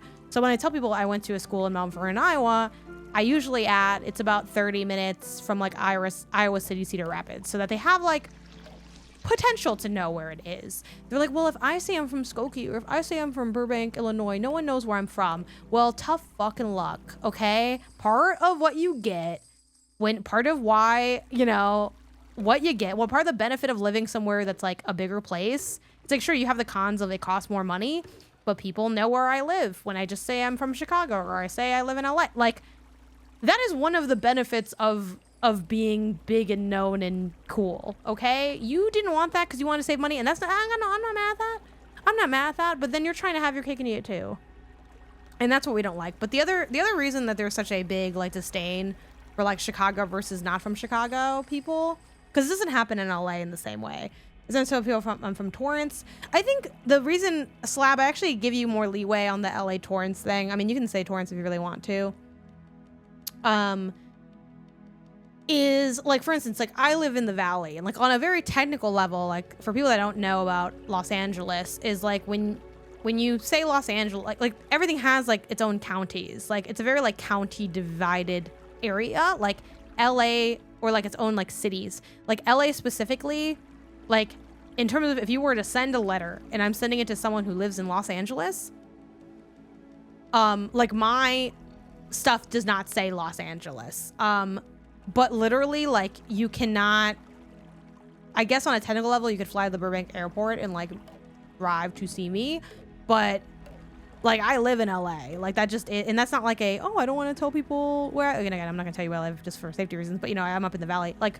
And no one would ever be oh, you're not really from LA, you're in the Valley. It's it extends a lot more, but part of why it extends more is because it really is an interconnected tapestry. Sometimes you get I root for the LA Galaxy, and that's a stadium that is in Carson City, technically, in terms of where you mail a letter, right? So sometimes LAFC fans will say, oh, you're not LA, you're not really an LA team, that's Carson's team. LAFC represents the true team of LA, which I don't know. If you feel that way, first of all, you're an LAFC fan, so I don't really care what you think, but whatever. The reason that there's such a division between Chicagoans and people that don't live in Chicago is genuinely, and I mean, I'm just being so honest, so as objective as I can be, it is a really, really, really different experience living in Burbank, Chicago than living in Chicago. And Burbank is not that far from Chicago at all. You can take probably a Pace bus from Chicago to Burbank. For those who don't know, Pace buses are just we have CTA, and CTA also has an offshoot called Pace, and it just goes more to the suburban area. But it is the transit is way more dead there, and it just does not connect in the same way. Part of the struggle of living in LA, and the reason you have to drive everywhere, is even though we have transit, it's not very like well interconnected, especially for time. Like the time it would take me to get to Santa Monica on transit is probably going to be 2.5 hours. That's just me guessing. I didn't look it up on maps, versus like driving, which is like probably still like an hour or something, but like, you know, it's much more doable. But, you know, people who live in Santa Monica, they might say, oh, I live in Santa Monica, and that's fine. But if they said they lived in LA, it wouldn't be like, oh, you're actually from Santa Monica. That's totally different. Like, we go to the same places. We have the same experience. We'll like meet up, you know, like they're connected. Like you really get the whole, kind of like a New York thing. Like you wouldn't, like if someone was from Brooklyn, thanks for the follows, you wouldn't say like, oh, well, you're not from New York, you're from Brooklyn. Like it's New York. Now, obviously there's New York State, New York City and stuff, but like New York City like includes like the boroughs, you know, it's like that kind of thing. While in Chicago, like you leave Chicago and it just fucking dies in a way that is really unusual for how things are normally just structured in other cities. Like there usually isn't such a big drop off. Even like, again, take San Francisco, for instance. It wouldn't be weird to say, oh, I'm in San Francisco and you technically live in East Bay. You could say you live in East Bay though. And people from the Bay are very proud of living in the Bay, and it has its own culture, own vibe. But it wouldn't be like a false flag thing. It would just be like, I don't know, like it's just, if you live in the Bay, you go to San Francisco. And if you live in San Francisco, you're probably going to the Bay. Unless maybe, you know, you're really weird about different cultures or something. I don't know. San Francisco's plenty diverse, so I don't really know why you'd live in San Francisco if you wanted to be in a monolith. But yeah, cannot emphasize enough. Chicago, the suburb, like there's nothing there, and I'm not even trying to be a dick towards like people that live there. Like they just genuinely is just like way different, and that's why there is such a divide between us. Because also like you don't have the same experiences as a thing. Like if I talk to someone who lives in Santa Monica, or who lives in Carson, or who lives Torrance is a little further, but there's a chance that you're like, you know, and I say like, oh, I'm, you know, like you're probably going to Dodgers games still, you know, you probably hit up Echo Park at some point. You maybe like have, you know, eaten somewhere in Inglewood. Again, these aren't guarantees, but they're not like radically different. While like one of my beefs with like, you know, the suburban people of the Chicago area, the people that live in the Chicago suburbs, is like they'll say like, oh, I'm from Chicago, and I'll say, oh, what part? And they say, oh, well, actually, I'm not from Chicago. I live in blah blah blah suburb. And what I hate about that is like we literally can't have almost any conversation, because genuinely, the people that live in the suburbs of Chicago, they come to Chicago once in a blue moon. Maybe they will come in for a game. Maybe they will come in for, if they're close enough. This is even like, because people will be claiming Chicago literally 30 minutes to an hour drive outside of the city. Like it is wild how far the reach goes for this false flag claim. But like you won't know anything about anything. Like you don't know Brighton Park, you don't know Pilsen, you don't know Wicker Park. Like, because also Chicago's a very tiny city. Like we have a lot of people in Chicago, but you can go from each end of the city in like, I mean, we have pretty bad traffic, but like easily like a few hours max kind of thing. Like you can take transit from one end of the city to another in like 90 minutes max, like an entire end, like easy. Like, and that's, you know, part of that's, we have a great transit system in Chicago. But yeah, that's the thing. So it's like, you're not going to know any of the restaurants. You're not going to know any of the culture. You didn't go to school here. It's like, it is not the same versus, you know, and then again, I'm not going to where you are either, because ain't nothing where you're at. So that's the thing. Dallas Fort Worth. Yeah. And I hear Dallas Fort Worth get combined a lot.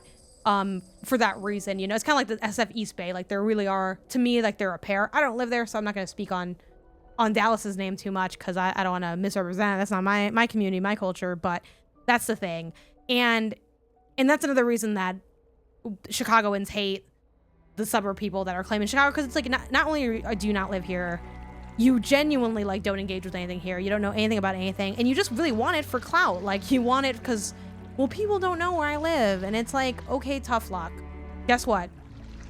Most people don't know where most places are if you're not in like a Seattle, a Portland, you know, a New York, like you know what I mean? Like that, and that's just on not knowing geography like intensely well. And like, why does that matter either? Like it takes 2 extra seconds to explain to people like where you live, you know? Like I don't get the like, how much time is this saving? It's actually costing me time, because I have to spend time realizing that you don't live here. And that's the other thing too, like the reason I know that it's like, oh, it's such a difference is because I'll say like, oh, what part? And then they're like, oh, never mind. And then they have like nothing to say. And then they're like, oh, you're actually from there? And the first thing a lot of people tell me is, oh, usually when I meet people from Chicago, they're not really from Chicago. Okay, well then why are they saying that? Because it's like, it doesn't make any sense. I'm in LA County with everyone else. Yeah, exactly. Yeah, it's like a whole like area. Like, and again, we're all LA County, but there's different like, I forget the right name for it, but like districts, pockets, like zones. I mean, there's an area in LA that, what is it fucking, who's the rich people? Oh, there's a lot of rich people in LA, but the, like, isn't that Beverly Hills, this whole thing? They have their own, like, thing because they just want it to be separate from everybody. Yeah, like, Beverly Hills, California, like, you wouldn't say, like, oh, this isn't LA, it's Beverly Hills. Like, it's literally, like, right there. And the only thing that's not in Chicago that people do, that I do respect as being, you live in Chicago, is if you live in Cicero. Because on a technical level, Cicero is, like, Cicero, Illinois. It's not Chicago, but you can literally take the CTA train to Cicero. Like, Cicero is just like, oh, you're far in the south side. Now, I will say if you go, like, a little bit further out, like, Brookfield and, LaGrange are in the suburbs. I had to pull up a map. Brookfield Zoo is still Chicago. It is on the outskirts, but, like, you know, you're down over there in, yeah, you're over here in Cicero. I think you're still in Chicago to me. And that's probably the only, like, thing. Or Evanston? Nah, if you went in Evanston, you're in Evanston to me. And part of that's on class divide, baby. Like, Evanston is its own. Because, like, when I pull up Cicero, what I see when I zoom in is an extra space storage, a Taco Bell, a Claire's Walmart. That's Chicago, baby. When I go to Evanston, nah, that's Northwestern University. That's affluence.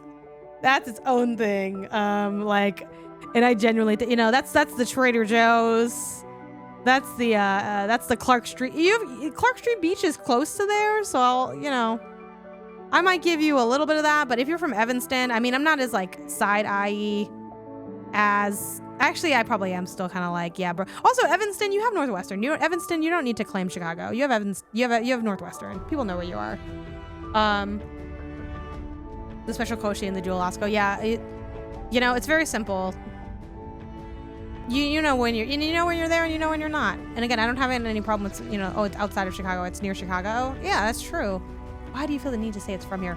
And I cannot emphasize enough how many, like, I know I said it already, and I'm assuming you guys believe the things that I say, but how many people that live in the burbs talk so much shit about how dangerous Chicago is, which, mind you, Chicago is not that dangerous. Like, sure, we do have bad neighborhoods. Like, if you wanted me to take you to the most dangerous place in Chicago, I have places in mind, sure. But literally the unnecessary and exaggerated fear-mongering on Chicago is like literally insane. And a lot of it is done by these fucking suburbanites who want to claim the city, but will say, oh my God, there are so many thugs in Chicago. It's such a bad place. It's so sad. Bro, what's sad is that you live in the suburbs. Okay, anyway, but anyway, again, if it don't apply, let it fly, because I don't have any inherent, but I had some cousins that lived in Burbank, Chicago, Burbank, Illinois, and we said they were cool, and it was always a treat to go up there. They had a really nice house up there. Haunted Trails was there. There was a fucking a famous Dave's barbecue. You can't tell me I didn't do my time up there, but yeah, like literally, I didn't tell you guys this story. This is a funny one. I've heard me refer to Long Island as New York City, and it usually came from folks who haven't visited New York City, but have heard of Long Island. I always tell them that New York has the New Jersey thing as a big thing, but a lot of people from Jersey, like, they rep Jersey, so I don't know. That doesn't have as many problems, but I had, I visited Chicago again with Isaiah. It was his first time there quite a few months ago. It was like sometime last year. It was fun. I probably vaguely mentioned the trip at some point, once I was there and gone or whatever. But I had mentioned to Isaiah plenty of times about the, like, yeah, like people really think it's like really dangerous here, and like it's really dumb and da-da-da. And, and again, a lot of that danger stuff is based on, well, one, like fear mongering from the news, and also like racism from media and other things. Again, I'm not saying there aren't bad parts of Chicago or crime. There's crime in every major city because there's people and inequity, so there's gonna be crime. But literally when we were on the plane, it was like so funny. We were like on the plane, like the plane had landed. We were sitting on the tarmac, and I am a big automatic eavesdropper. I just hear everyone's conversation. But in this case, Isaiah was also hearing it. And it was these people. And before you ask, yes, they were. There were these people who were saying, yeah, like it's like, I think one of them, it's their first time in Chicago. The other one maybe like has like a work thing that they were there for, or I'm not sure.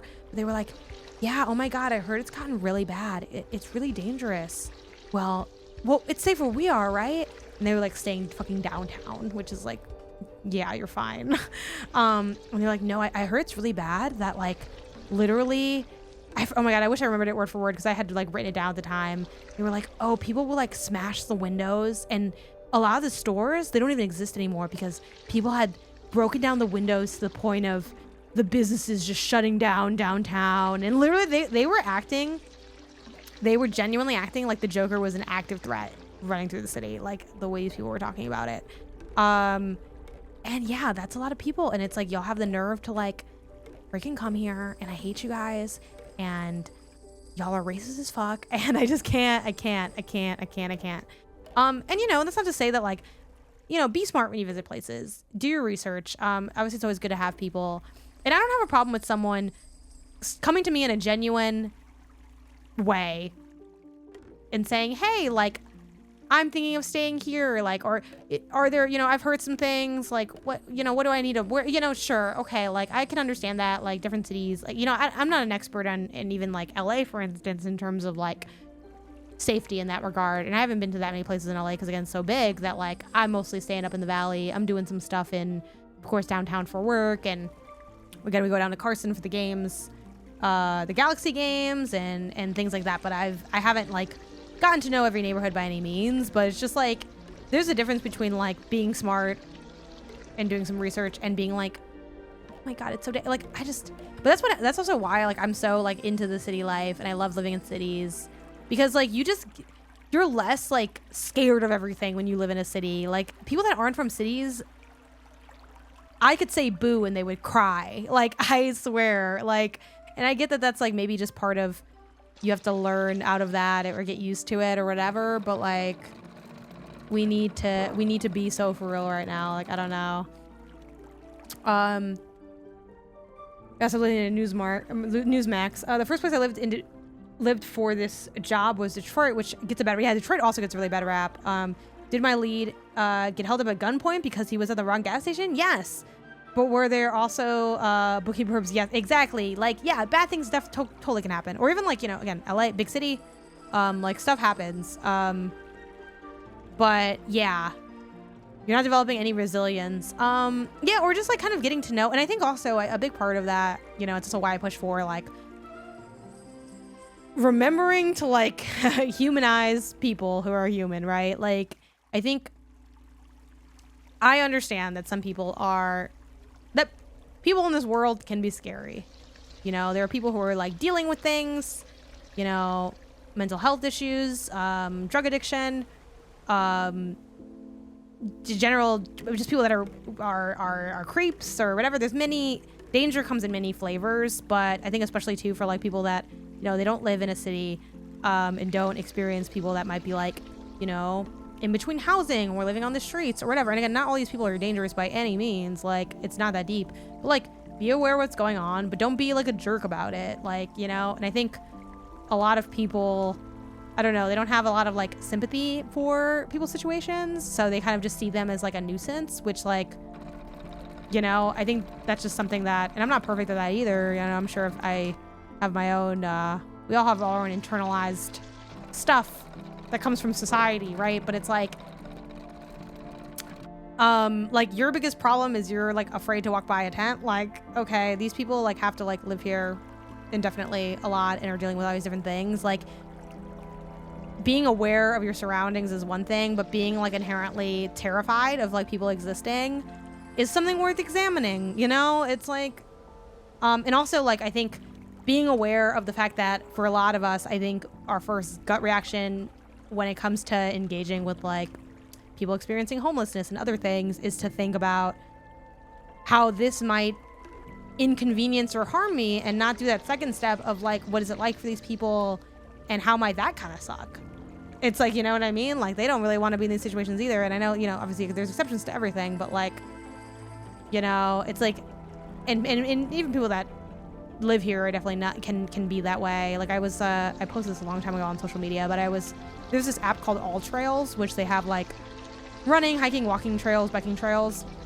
And one of them was like, oh my God, like this path, like it's so bad because there's like these tents here and I want to be able to enjoy my, my walk, and there's these tents here and I can't, and like the government should like make it illegal and like basically like lock these people up for this like stuff. And it's just like, your goal there is not like to take care of these people or like target the inequities that are creating these situations. It's that like you want to enjoy your walk, which I think is like inherently a little shitty, you know what I mean? It's like, I think a lot of people might have that gut initial reaction, but you need to be examining how, like, if that is really your motivating factor, like that's bad. Like, I encourage you to find other motivations than just your own personal comfort for helping people or wanting to help people. Again, some people don't want to help. They're like, nah, it's just tough luck, too bad, so sad, and they don't have, you know, a lot of compassion for other people. So I think that's the other thing. A lot of systems at play here, and that's why we don't like when you say you're from Chicago. If you're not from Chicago, that's my long story, and that's why I don't like Ferris Bueller's Day Off. It's part of it. It's, and also, frankly, I just think he had like any other fucking suburbanite, he had a boring day off. Like, I don't think he had a lot of fun there. They didn't really have like, I didn't get a fun vibe from that day. It felt very dry, Ferris Bueller's Day Off to me.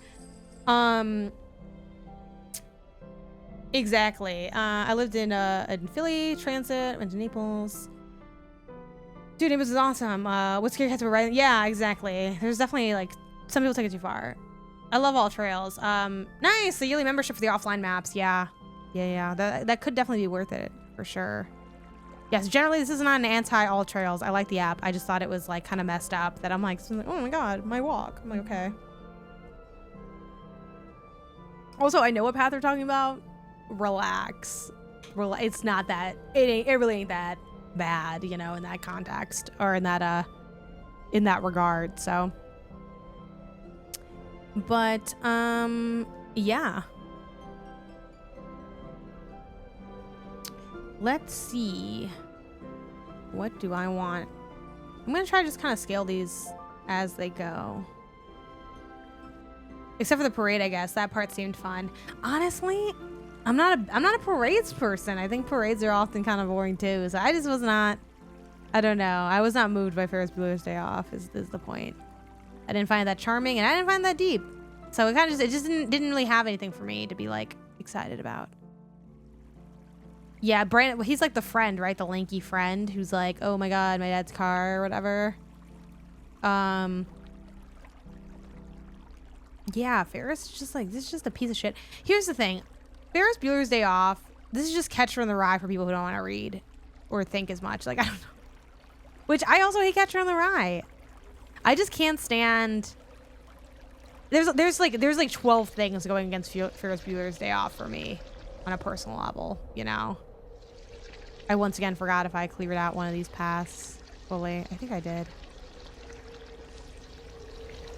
Different weather. How hard are you looking for different places to run? Do you like a lot of variety? I do really like a lot of variety. I still have not conquered my fear into the task of getting my own license, my own driver's license. So because of that, my options are sort of limited. I mostly just, since Isaiah's the one that drives, though we're also actually running quite a bit together. So my brother also drives and lives not too far from me. So, but yeah, I want to get back into variety. I have a spot that I like to run. Again, won't get into detail, but it is a solid spot to run. And I, for a lot of my life, I don't have that, like a good spot to run because I usually just, you know, you live somewhere like residential or like urban and it's just like, you know, Wally's so cute.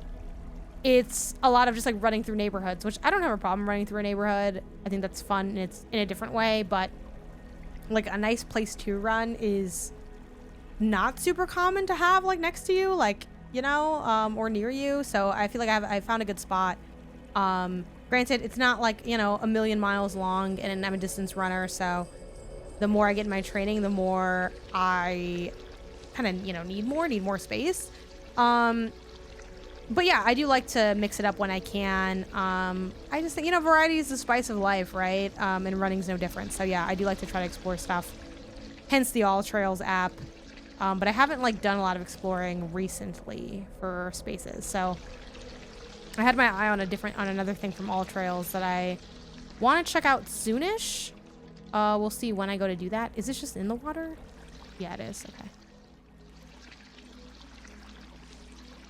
But yeah, I like that a lot. And then one thing I guess I can share, because this is like pretty easy because I don't live here anywhere near here, is when I was marathon training, I went to Santa Monica a lot for a lot of that. I probably need to take this chest somewhere, so I'm just gonna leave it in the water. Ooh. And that was fun, just like the bike path, beach path, or whatever. Which, curious, you know, I haven't been down there in a long time. I know part of Santa Monica was affected by the fires, so not sure what the rebuild process looks like for some of those parts, or how much of that area was affected. I know also like it was kind of a weird like direct cutoff almost for like how much was and how much wasn't. The way I hated my Cosmo over 11 catching the rye red flag. Catching the rye is... I can't rock with that. You know, yeah, I just yeah, not interested. Oh, you know what? I have more upgrades I can buy. There's a little guy in the thing.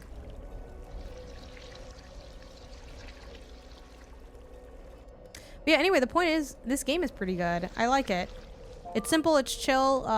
Remains to be seen, like, again, like, how good is it? I don't know yet. But yeah, I'm enjoying it. I think if you like chill cleaning games, this is a one to check out, it seems. But again, I still stand by... Well, this game is a little chiller than Lottlonot. Like, because Lottlonot has, like, a time constraint of, like, oxygen stuff. Yeah, and that's the thing that I was really hoping for, too. Do you know offhand the hour count on this? Because, yeah, I would love to be, like, in and out of this game kind of vibe. I like it. Like, this is the kind of game where I think I have something more for work that I need to play after stream when I go offline. But if I didn't have that, I could see myself just, like, booting this up and just play. Yeah, you know, it's funny, actually, Isaiah just finished Dredge, and he really liked it. I enjoyed Dredge quite a bit too, but I never finished it. That's another one I really want to get to. Yeah.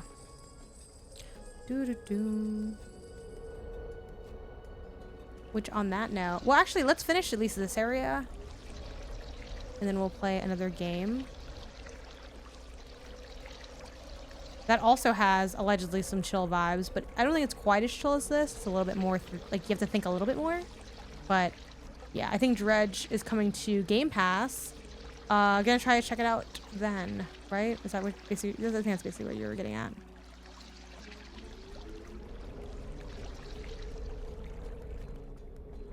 Is this just on PC? I think it might only be on PC. I will look it up once I drop off this stuff, but if anyone wants to look it up and share, it would save a couple seconds that I'm not going to really use for that much, but I got out of Game Pass. It was too expensive. Yeah, no, that's fair. I think, again, I always stood by the fact that Game Pass is the gamer gym, where it's like, if you really are like, I'm going to make sure I get my money's worth, you totally can. But if you're not making that active effort, especially as they've like increased prices throughout, and frankly, they have gotten a little weird with what you get with Game Pass. Like, we had like that whole like where it's like not everything is day and the date now, kind of. And then they have been doing a lot of that, like early access if you buy it, and then like, well, Game Pass isn't counting for that, so you have to wait a little bit extra. So I definitely think the deal has hit like a critical mass almost on Game Pass, which kind of sucks because that was sort of Xbox's big thing, and now it feels like they're pivoting more towards, again, trying to do this. Let me put our games on a bunch of different places to try to like get money up that way. And then, you know, like, as I'm sure a lot of you have seen, you know, Microsoft was named in the BDS movement, which is the boycott, Divest Sanction movement, which is like the largest, I'm reading from the website to make sure I speak on it correctly, the largest coalition in Palestinian society that's like leading this movement to try to like fight against like the genocide happening in Gaza and like fight against Israel committing this genocide. So yeah, and obviously like I by no means want to like make that about like, oh no, Xbox games, because like there are way more important things in the world than video games, like people being fucking alive. But I just bring that up to mention like Xbox, it's there's a lot happening in Xbox right now, I think. Now again, how statistically significant is that going to end up being for Xbox specifically? We don't really know yet, and I don't know how hard or easy it is to like get more insight into that. Because I think there's like kind of too many, it seems like there's maybe too many factors to really like isolate. Like if sales and things are down, like does that mean that's a direct factor on this or not? But yeah, definitely, you know, encourage people to look into that if it's a cause that you've been looking at. I mean, if it's a cause you've been looking at, you probably have already heard of that.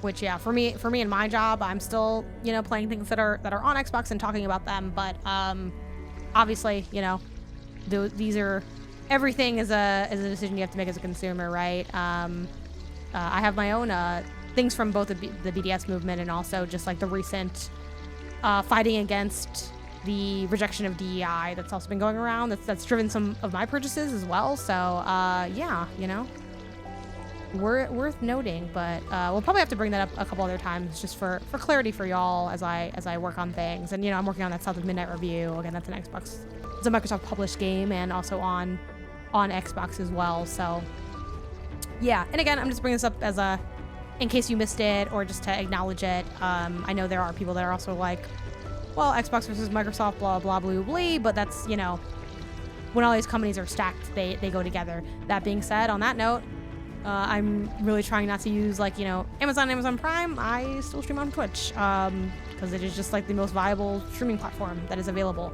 So, you know, that's all. Again, we'll probably talk about other times as reminders or people might ask me, you know, about it on content too as it comes up. But yeah, we talked about that a bit on Remap, I think like maybe 2 episodes ago. So if you're looking for like more on that, you can get more on that there. Good morning from Australia. Hello. But let me also Google though about, someone asked Spilled and if it's anywhere else. It is currently just on PC, but we'll see. I mean, I think this would be a great game to have freaking anywhere and literally anywhere. It's super comfortable controller, so definitely not like a, I don't feel like this is a PC only game by any means. I wonder how sustainable it was. Yeah, the Game Pass thing in the long run. Yeah, I don't know. You know, again, but boycotts to the side for this aspect.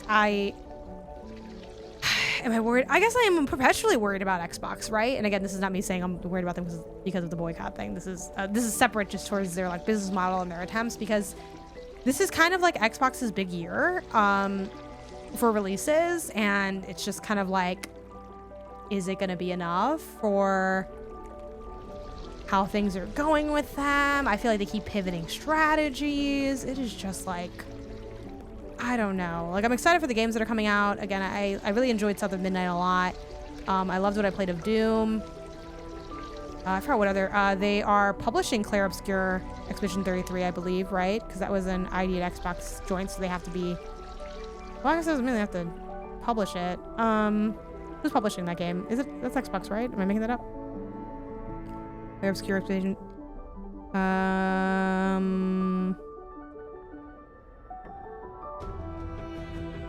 No, sorry, the publisher is Coupler Interactive. My bad.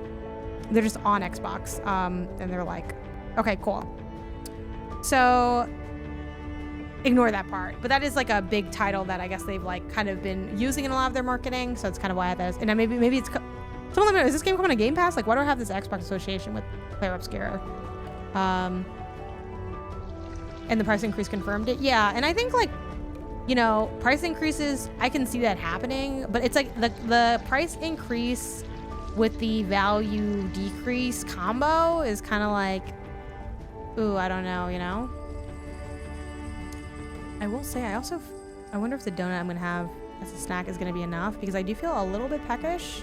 I ate lunch, but like I didn't really finish it because I was like eating lunch but working on other things, and then I looked at the clock and I'm like, oh, gotta get to stream. So I am starting to feel a little bit hungry. We're having some noodles or pasta for dinner though. I love pasta.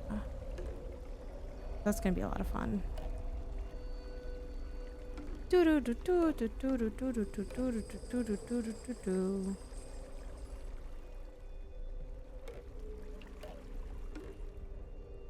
I will say, I think it'd be nice if you could like increase and decrease the size of this. The little tool in the front. Just to get a little bit more precision for some of these things. Actually, here, I'll grab the thing in a second. I'm gonna clean up this area. Oh my gosh, I just missed this one little bit.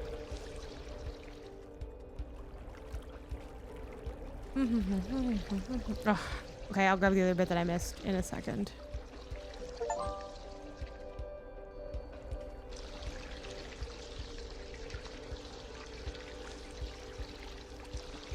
Whee. Let's go, let's go, let's go.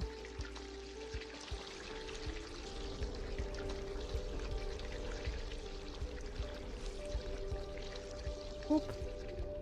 I know, I like the little animals too. I kind of wish there was like more going on with that. No spoilers, but like I don't know if I could just like see them all at some point or something. Like I just want like a little bit more. And I think that's kind of what like relegates this game to like good, not like great. I think there's like they could push a little bit more in some things, but it is a very good game. Again, the detail work on atmosphere, the additional like gameplay mechanics of things like bringing this chest over, I find quite fun. The crane aspect now too is also really cool.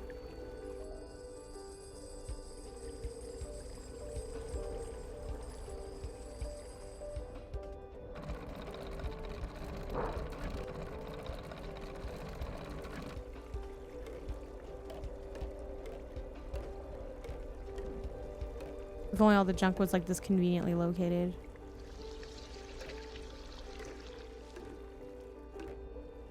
Oop.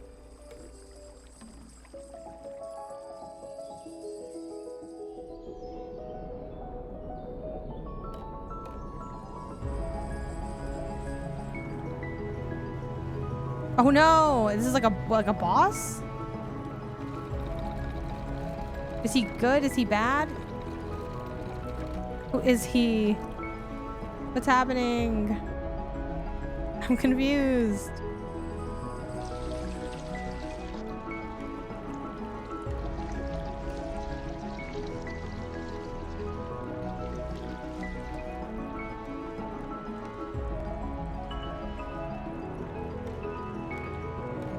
This is another thing where, again, sometimes the game isn't like as clear as it could be. Okay, well, I'm just gonna work on this for a second.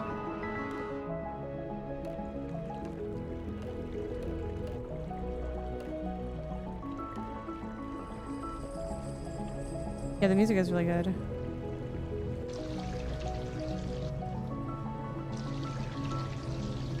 Yeah, I'm kind of confused on like what the role of this thing is. If anyone wants to just tell me, I'm cool with that if you play it. I know like at least one person in here has played this. Is that just like, oh, I don't know, like just random ship here? I will say now I'm in the mood to like, you know those things where it's like you can like whale watch or whatever? Like I kind of want that to happen now. I don't want to do that. I've been wanting to go on a cruise.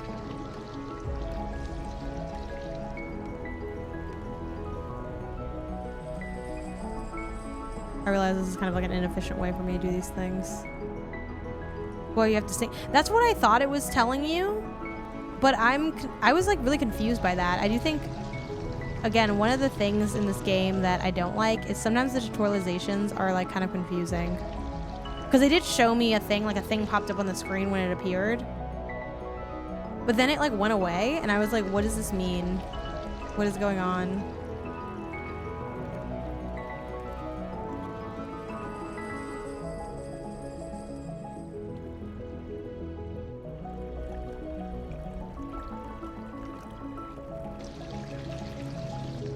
Because they showed like this thing getting sprayed, but I didn't understand like what I needed. Like, you know what I mean? I was like, what? While I work on this, I will just be...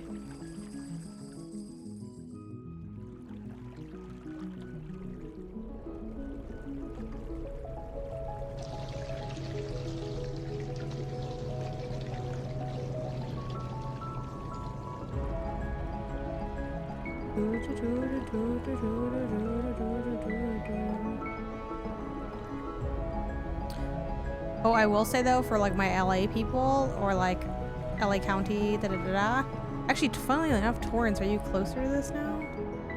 Let me see where this is at. Let me do a little.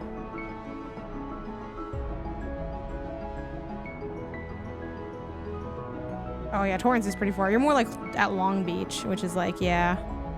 Maybe not then. Maybe not. Let me see though. What's the drive like? It's not horrible. Torrance, 30 minutes from Inglewood. Okay. There's this local chain called Sweet Red Peach, and they make like the fucking greatest cakes, dude. Like the cakes are insane.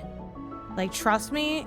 And if I fucking lead you astray, literally, I don't know. We have different, like, you're maybe just built different because the cakes are so good. And I recommend, just so that you can see like what flavor you vibe with, maybe just getting like a couple like, okay, yeah.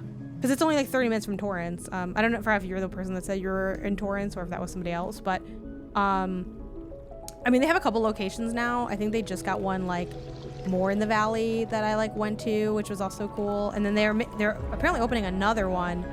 Something that I learned recently that my brother put me onto was that if you want to know what's going on with like a restaurant or like a little business, like Instagram is like the #1 way these places like communicate.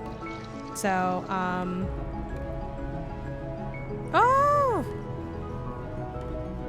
so yeah, they have like an Instagram for like the company, but also one for like per location.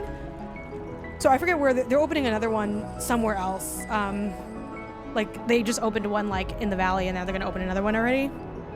Which I'm like, damn, they're expanding like fast. And then I think they have another location, like maybe not like in the LA area, but yeah, they have just like the big, like literally, I'm done looking for the best cake. I feel confident that I found it in this place. So yeah, check it out and then let me know if you liked it. They have a location in the mall. Okay. It seems like I've been to 2 of their locations. I've eaten cake from 2 of their locations, and it seems like the quality stays the same. So yeah, I would check it out. I believe they have cupcakes as well, so you can always just like try a cupcake. But literally, like, oh my god, they're so good. They made my birthday cake, which we alluded to on the Gamecast, because what was wild is we did have like a weird customer service time for ordering that birthday cake for some reason. So I will admit that like that was a little like meh. But then it was funny because again, when we got it, like this was like way back when I was like, oh, can we get this birthday cake? And then, well, last year it's like 2 years ago or whatever. I was like, I want a cake from this place. And they had told Isaiah that he didn't give him enough lead time, even though he called like 2 weeks ahead. We're like, oh, really? Now, granted, they're really fucking good, so maybe they just get that stacked during the my birthday is January, whatever. Then this year they were like, you don't need to call this early. And he was like, someone told me they did. So I don't know. But it worked out. It was fine. He got the cake. The cake was good quality, like done ready the time that it said. So like, and when I went to their other location too, like vibes were fine. Like I don't think they like, I think it was just like a weird, I don't know. They were booked up, miscommunication. I'm not sure. But so that was a little bit of a hassle to get my birthday cake specifically, but just go in. They have cakes in the little thing, pick up some cake. Cause I went, so the birthday cake I had was incredible. And Isaiah that same day got himself like a banana pudding cake. And that thing was incredible. And I don't even like banana pudding the way, like he loves banana pudding. And I'm like, it's fine. It was literally like, I think probably the most incredible thing I've ever eaten. Like, I swear to God. And then we went to their like more recent location because it's closer to us. Because like Inglewood's pretty far from where we're at. And yeah, like we got a couple cakes. I got the German chocolate. Didn't like it because I don't like coconut, which I knew it had coconut when I got it, but I've had German chocolate with the coconut wasn't as pronounced. So, they have got literally a slice of vanilla cake. Greatest vanilla cake of my life. Like I'm so amazed by that business. Yeah, and I'm low-key, even though it would have been like way more expensive than like our wedding venue comes with a cake. Like the cake is basically included. Like, so that makes sense. Also, venue already expensive, cake included, makes sense. If the cake was not included, I would 3,000% pay way too much money to make that my wedding cake, because just getting to have more people eat the cake that'd be worth it to me. Like, I've been so desperately looking for like what can we like cut corners on that we don't care about, and it's like turns out we care about a lot of stuff. Dude, I want that cake so bad. And I probably could ask them like if I could place it, but I'm like, no, it's not worth it. I'm getting the cake place that is associated is good, but it's not like, it's like, talk about like, when we talk 10 out of 10 masterpiece, we're talking about the fucking sweet red peach cake. Yeah, please let me know. Yeah, like, and it was incredible. And then I had the red velvet, the regular red velvet cake, and I think I had like one other cake, maybe like I forgot what flavor it was. We got a couple slices. And I don't know about the location that you're near Slab, but the location that I went to, which was like somewhere Valley or Valley adjacent, because again it was like closer to my general area than Inglewood was, had ice cream also, which the ice cream was not like, oh my god, the greatest ice cream of all time, but it was a very good soft serve called Sweet Red Peach. Yeah. Yeah, black owned business, so bonus points there. That's freaking cool. Yeah, they're also in Georgia, I believe. If anyone here is there or visits there, they're in apparently Atlanta, Lee and White, and Atlanta downtown. So yeah, there may be maybe some other places too, but like literally this is a place, like they're in Menifee, California, I guess. They actually have to update their locations on their website because I know they're not just in Inglewood anymore.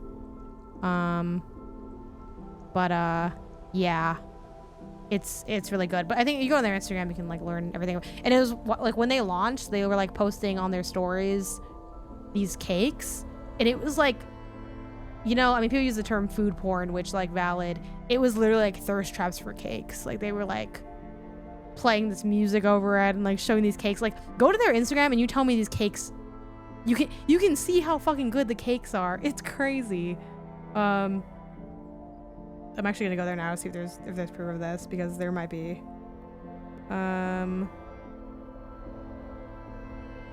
Yeah, I mean, they have like one in Carson apparently. Oh, they're gonna open up one in Carson actually, is the thing.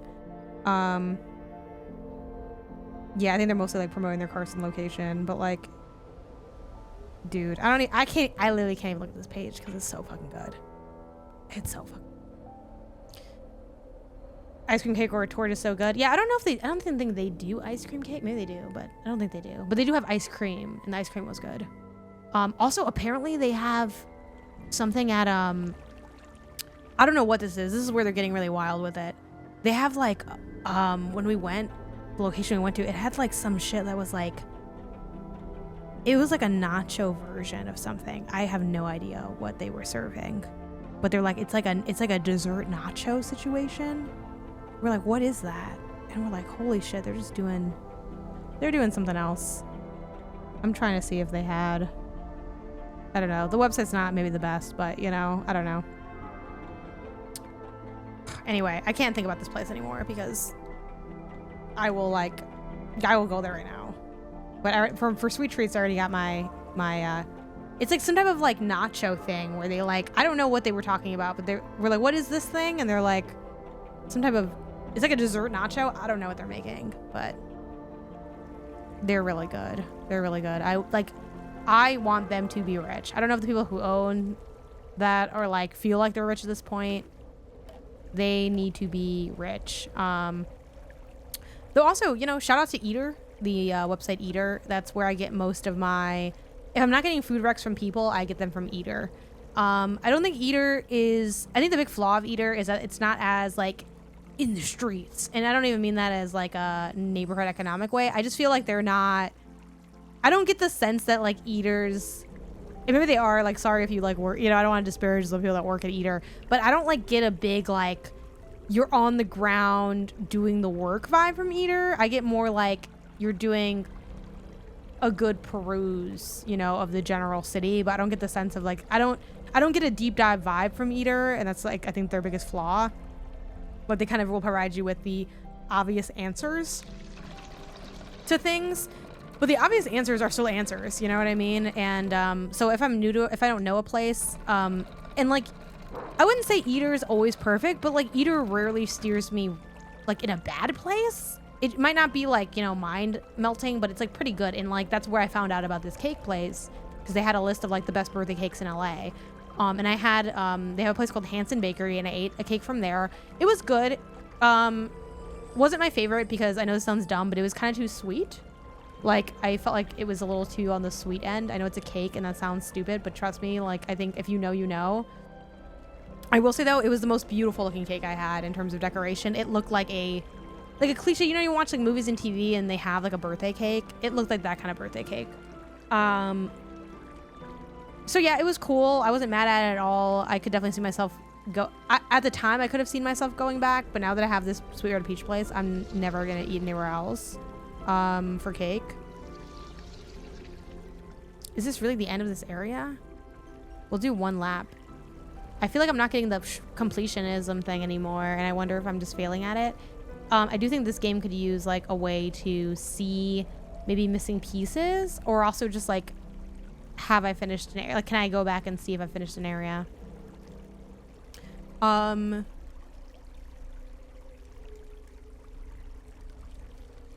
yeah, I'm also like still open though for cake to find the best cheesecake in LA, because cheesecake is one of my favorite kinds of cakes. And Sweetheart Peach does things that have cheesecake in it. Like my birthday cake was a red velvet cheesecake, so it had like, it was red velvet and had a layer of cheesecake in it. Very good, very cool. But like that's not a full cheesecake, you know what I mean? So very interested in that. If anyone has leads on that, you let me know. But yeah, love food. Oh yeah, I love cheesecake. Yeah, I don't know if they do like the red velvet cheesecake as like an individual slice, but just like, look at the freaking thing and then just pick out a couple things that you like.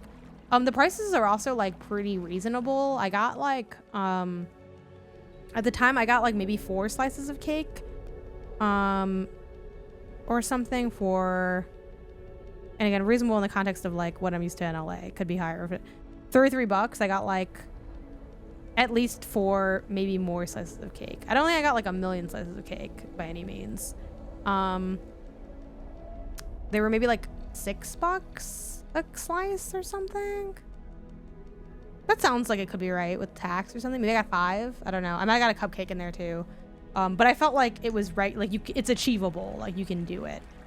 Full cake, definitely much more. Not like, you know, the biggest price in the world, but in a comparison of like if you get a cake at a grocery store versus a cake at a bakery, it's like, okay, yeah, like this is way more than whatever.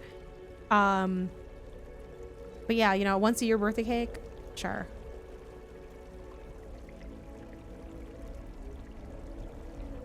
And just like if you're in the mood, just like a slice of cake, which also, yeah, like when I'm in the mood for cake, I don't need a full cake. Give me a slice or 2 of cake. And I'll have some cake. Can't layer cheesecake, yeah.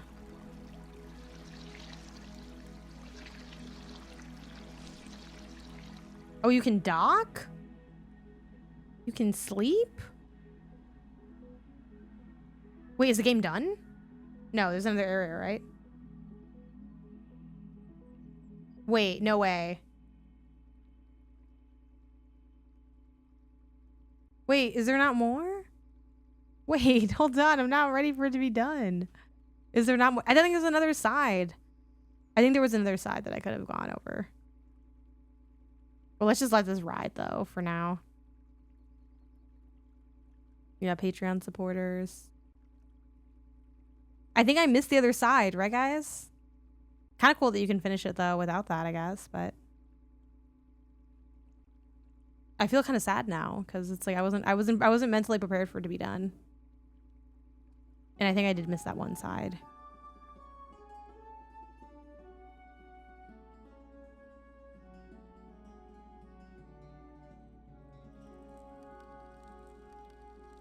This is a cute way to do the credits also. I haven't had lava cake recently. Not a big fan of lava cake. The thing with lava cake, I don't think I've ever eaten a lava cake and been like, this is better than like if it was just a regular cake. You know?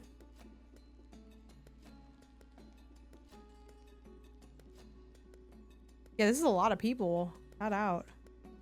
It's hard to get people to invest in a project, you know? So. Do. I feel like I did miss a side, right?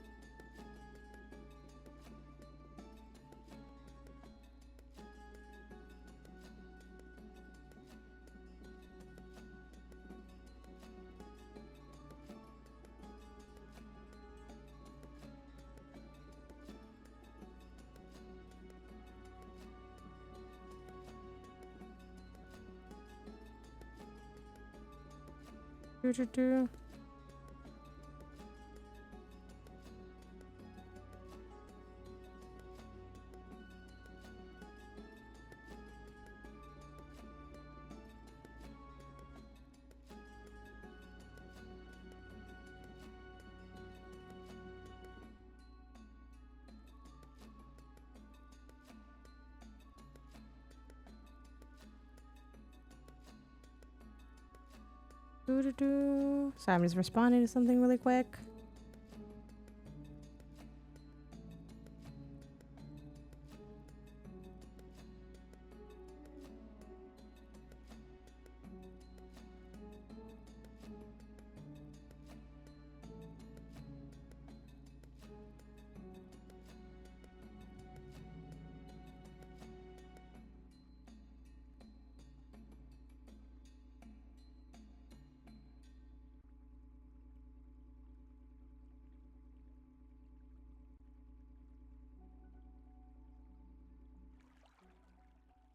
So yeah, now I'm back in the game.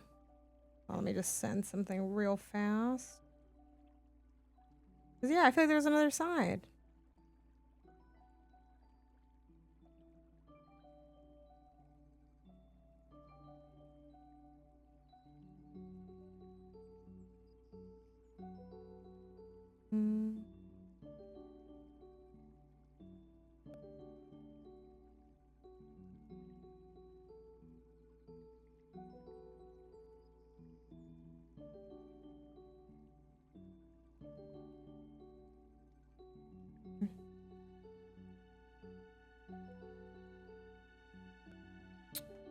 I suppose you can free roam play now. I think there's more. I think there's a part of the game that I didn't see. This is funny. I'm just leaning forward, like my hands are on my keyboard still.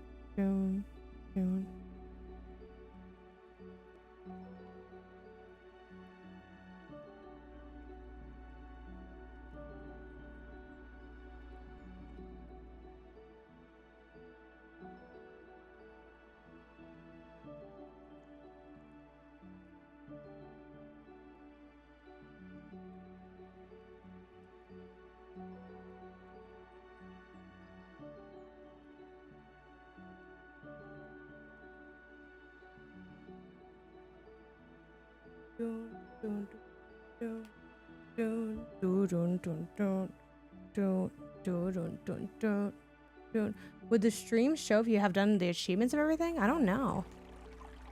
I don't know.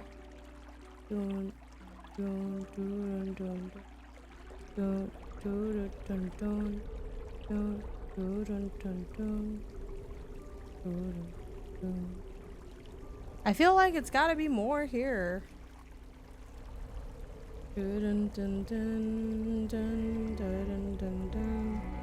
Not like that the game wasn't long enough, because I do feel like it was. But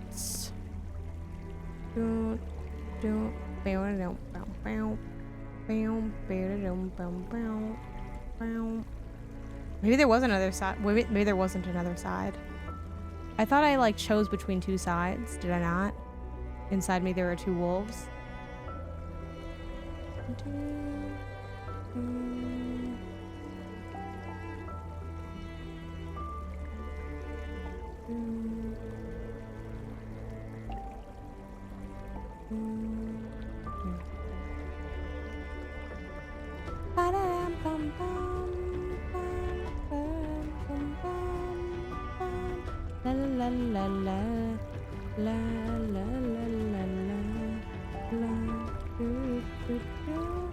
I feel like it'd be weird to let you end the game though without like doing this other area. Did I not do? Hello? See, and these are the things that I'm like, oh my god, my neck just almost like snapped in half. These are the things where I'm like, I feel like some of these things could be a little bit better. Like, let me zoom out or something and see like the whole area or something, you know? Maybe this was everything. Yeah. I try to like Google around for it.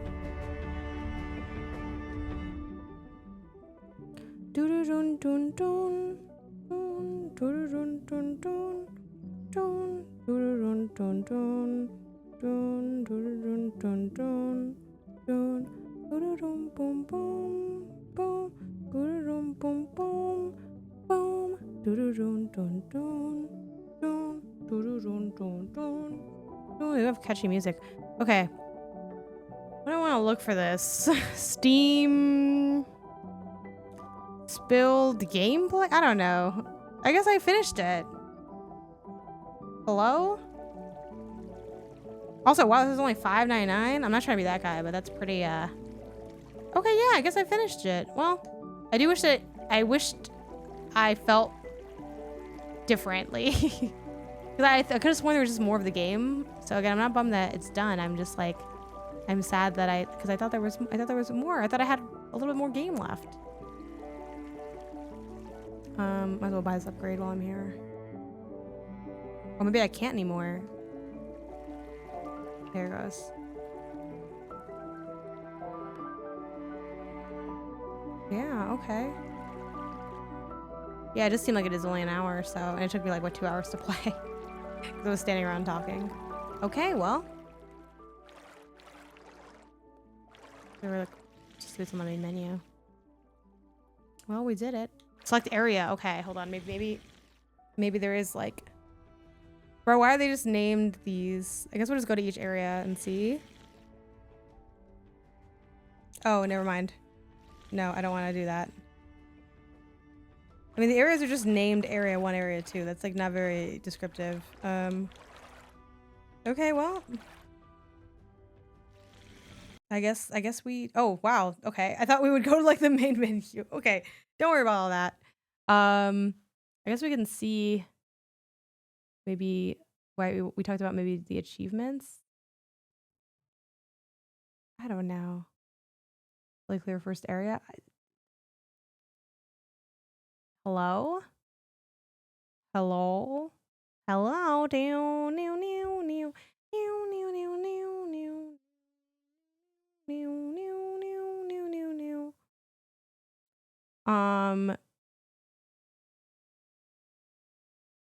Bro, what? Okay, hold on. Sorry, I don't use Steam enough to know how to look at all my achievements list. How to look at the full achievements list. Is it here? View my achievements? Yes. Okay, not gonna lie, the screen is really tiny for me. So, defeat end boss, collect all animals. See, yeah, like I missed these. What the heck? There's all of like, wait, what? So yeah, like there's way more of this game left, right? Like I just so happened to clean the first, second, and fourth area. Did I like accidentally take a shortcut for the game?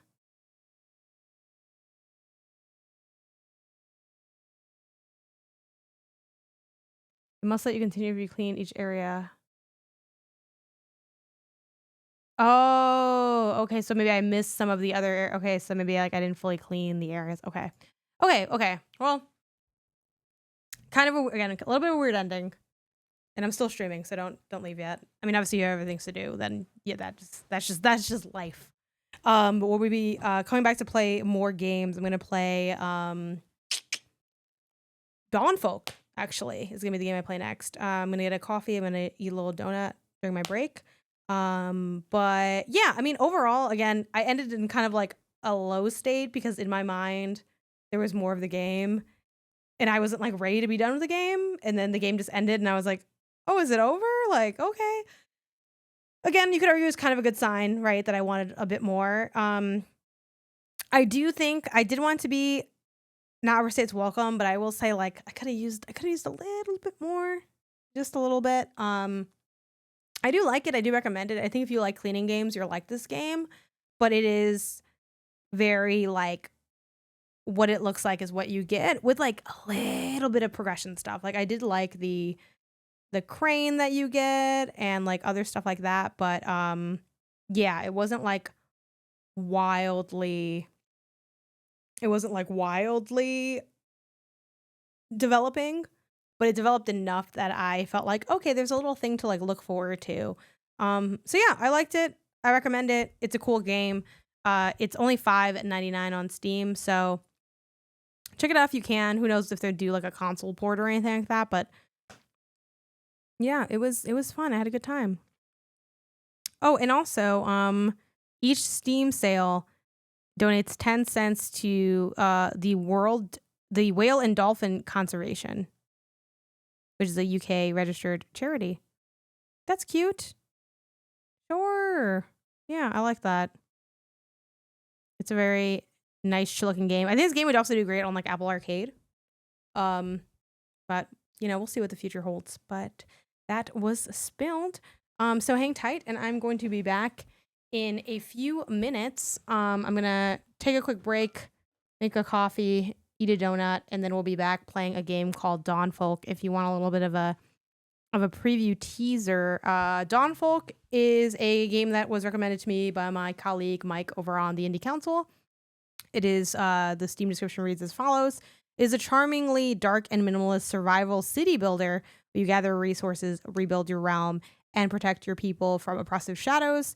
Can you unveil the secrets of the monolith to bring light back to the void? And it's like tile-based city builder. So it's like the sort of like one of the pitches from Mike is that he's not really into like city builders like that, but he found this game really engrossing, and that's what got me excited about it because I'm not really that big into city builders either.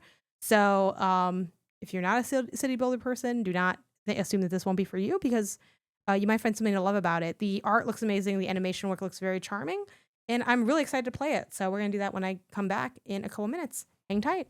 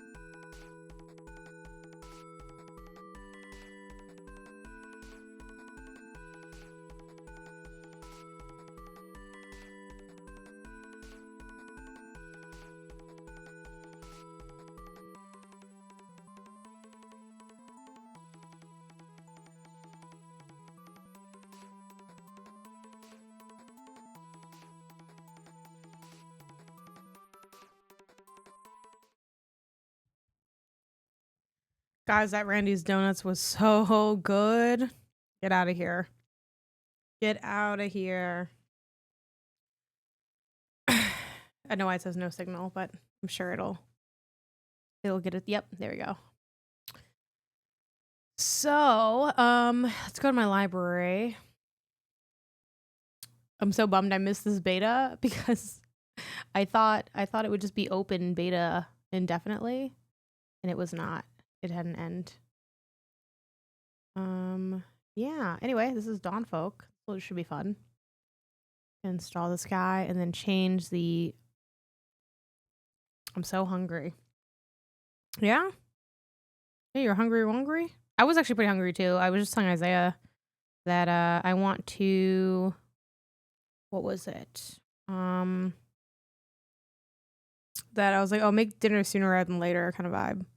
Reading pasta. Are you like not at home? You can't eat something? Okay, let's see. We'll do this. Promote the stream again. Well, anyway, as much as I kind of ended on more of a down note.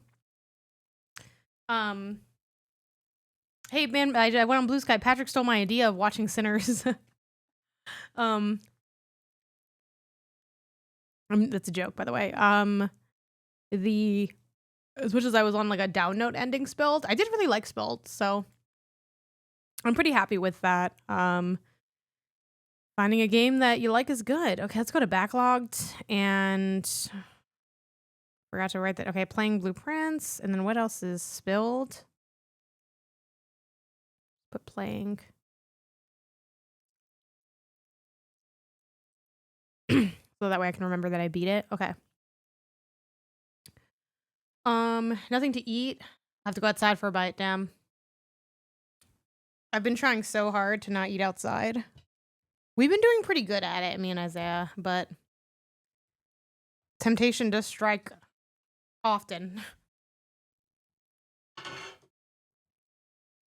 Yeah, in an effort to save some money, we've been bringing like little snacks to the Galaxy games, which I'm glad that they allow you to do that. I feel like it's a more family-friendly kind of vibe.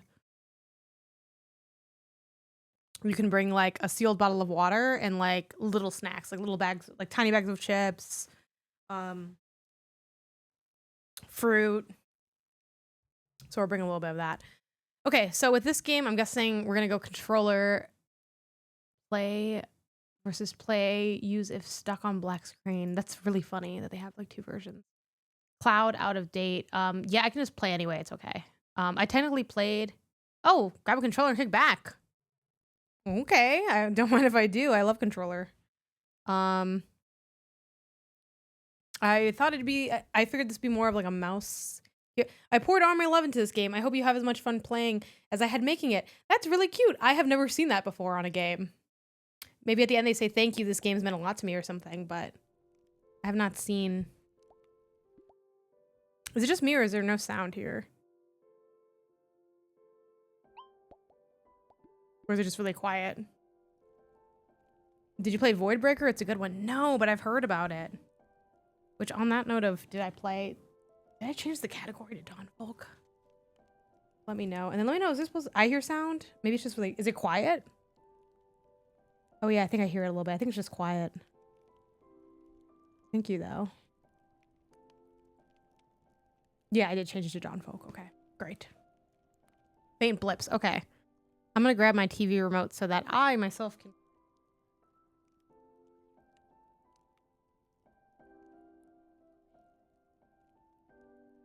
The TV remote's like in where the camera is. Okay, cool. Let me know if y'all want me to turn it up a little higher. Yeah, now I hear it. Now I hear it. Cabernet? No, but freaking Jenny played it. If you listen to this week's Indie Council, she was talking about enjoying that as like a visual novel. Like that's like the vampire one, right? Yeah, Dawnfolk. But yeah, and then I like they have story and then like other modes because I'm a sucker for wanting some form of end to things. I'll play on normal. And I like the tiling out, again, using that beginning UI to signal elements of the game design. And then here they have, I like this guy because he reminds me of Calcifer. Oh, sorry, it's hard to stay awake after such a long sleep. So darkness invades your realm and you woke me up to help you restore it? Well, we'll need more food to start welcoming more people. Let's build a wheat field. Okay. A to open action menu. Lumberjack cabin, tents, cropland. Cropland. Plant weed. Plant wheat in cropland. Production per day. Awesome. The wheat field produces food every day. Right. You'll need a lot of food to build tents and other housing. You can wait for the wheat field to produce enough food, but it'll take several days. You should hunt in the forest and then quickly build your first tents. So I hunt, the cost is 5 like fuel energy, but I get 10 things of wheat. Oh, there. Wait, I can. Oh my god, it's tiny and you can do it. Okay, hold on, wait. Fuck. God damn it. Okay. I didn't know how to do that. So build tents. Now I understand. I will say the using a joystick, it's a little like quick. I think D-pad might be a little bit more precision. But the sensitivity on the joystick's a little high. Great job. Tents produce more workforce. Is a really important resource. But tents also consume food every day, so we'll need more wheat fields. Let's build more wheat fields and use the food to build more tents. Okay. And I do love this, like, I'm a sucker for the,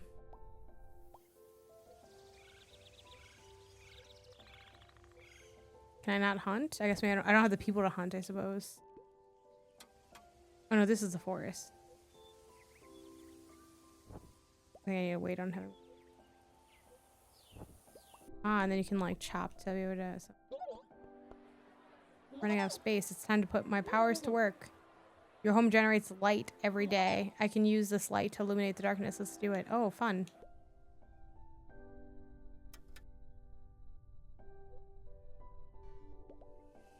Hmm.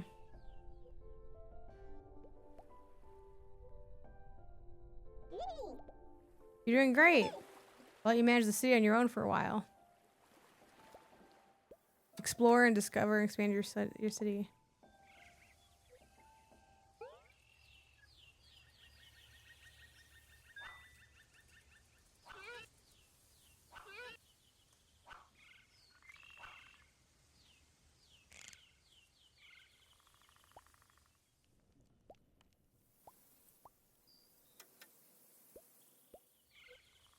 Okay, yeah, this is good.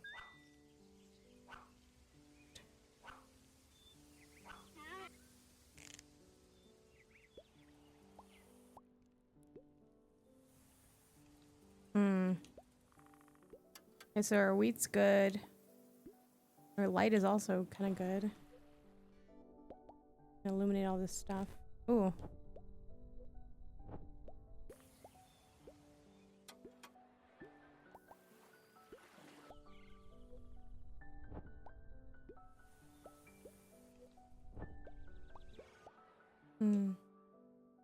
Ooh, tavern.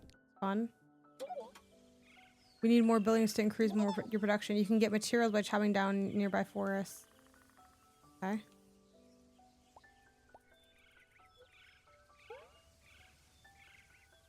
Ooh. Also, may I get like a bonus of materials maybe? The farm can only be beat next to wheat fields. The more wheat fields next to a farm, the better production supports it well. Sure, your buildings make... Okay, so I should probably then... Let me chop this down. Okay. And then that's where I'll put the farm. Ooh, I need... 55, whatever. I need 30 people. I need more people.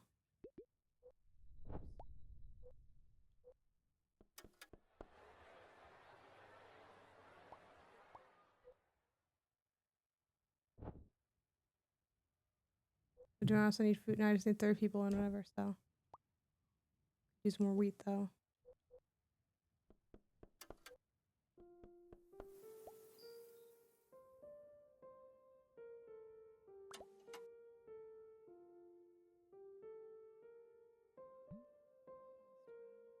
That's fun that you can pause time.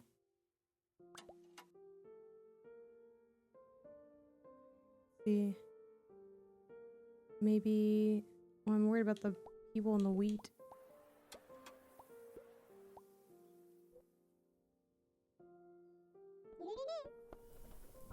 There's producing more...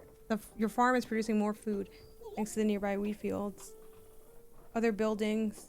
Do you want to go to Coachella? At one point I do, but honestly, I went to Coachella for the... What do they call it? There's like an official name for it. The Coachella Valley Invitational for soccer. AKA Goldchella. And it's really fun. I really liked that. It's so much shorter than Coachella. It's so much less active than Coachella. And it was so fucking hot. I was floored by how hot it is.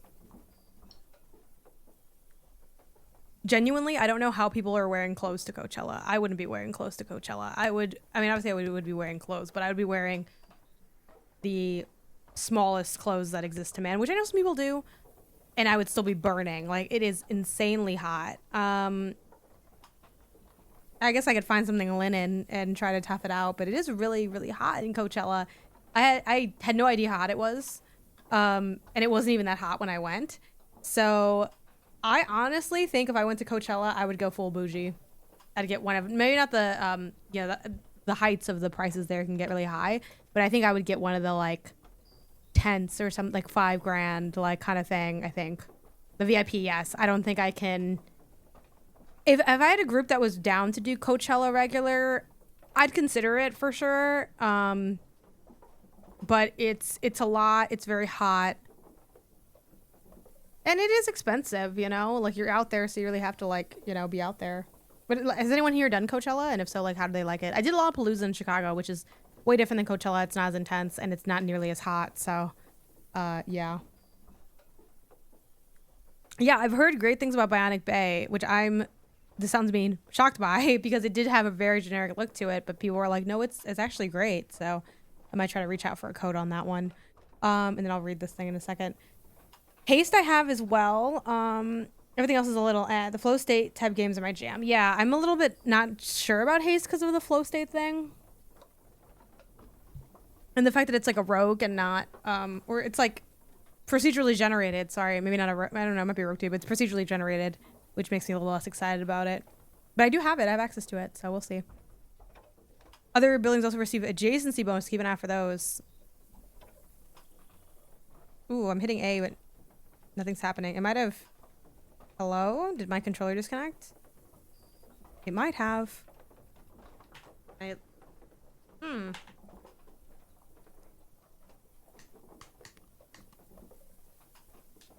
Well, this is unfortunate.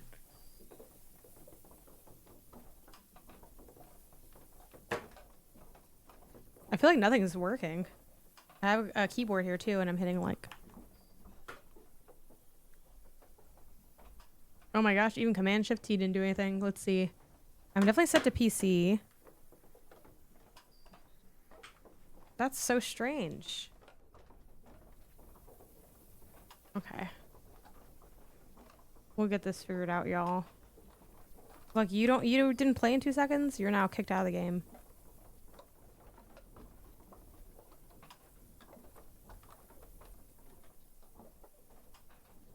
I'm hitting escape, but I'm still here. Okay.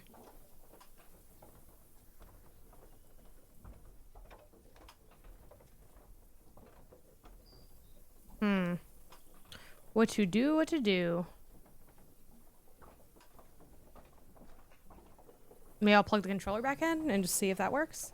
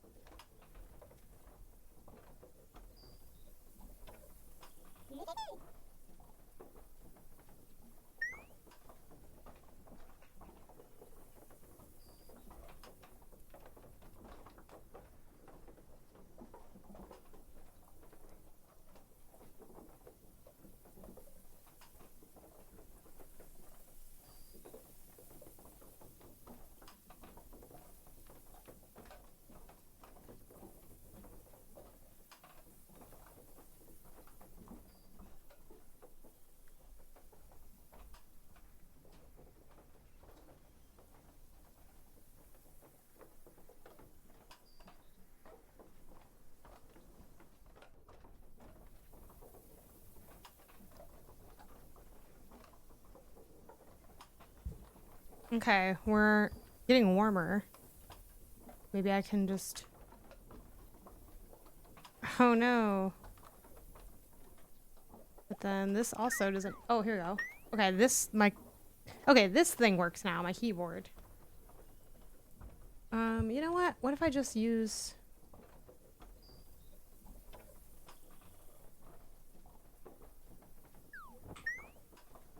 Oh, maybe it doesn't have keyboard support there. Okay, well... Thank you, mouse. I get the Bluetooth to go here. Oop, everything's so tiny.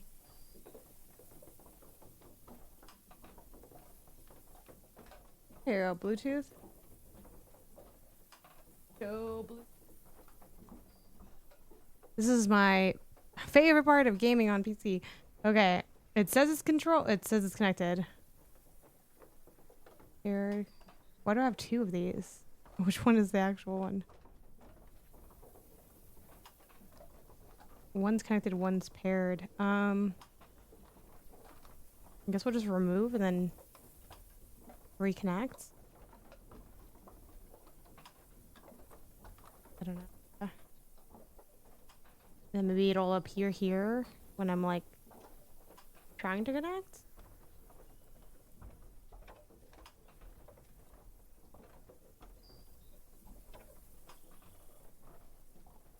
Other devices. Bluetooth on Windows is such especially if they connect. If you then connect the controller, I did connect the controller. Was that wrong to do? I panicked, so I connected the controller, and then now it doesn't want to. No, it doesn't want to go. Well, we had one good game of not getting disconnected from the. I will say the sound design in this game, very nice.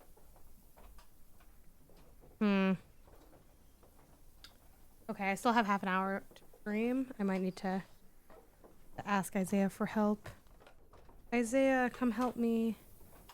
Help me. No, it's just Windows being dumb. I always have to forget and repair them. Yeah. And why is it? It's not coming up though. This is paired. I'm holding this down. It should. You should appear. Oh my gosh. He's here to save me. I need to reconnect this. If not, I think we all saw that Dawnfolk was a good game. I don't think we really, you know what I mean? Like, you kinda got, I can give you the mouse and everything.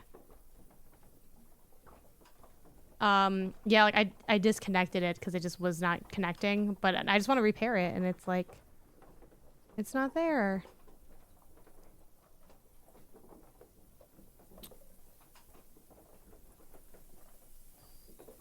And this game only has controller support, which is actually kind of fine by me because, you know, I like controller over keyboard and stuff, but...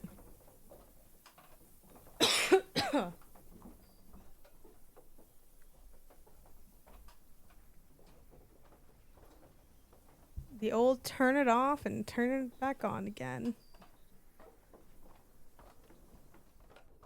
Oh, do you need a cable? I got one. But I plugged it in and I think that made it worse. Yeah. Uh-oh, what happened? No, Isaiah, chat, they're noticing something's wrong. They're panicking. They smell my fear. Just the controller disconnected from the PC. Just another day in PC gaming. It has keyboard and mouse support, but the mouse only works if you enable it in the options. Oh my god, that's so weird. But honestly, like, I like controller over keyboard and mouse. Okay, it says, oh, my device is ready. Yum. Yes. The green thing? Xbox accessories.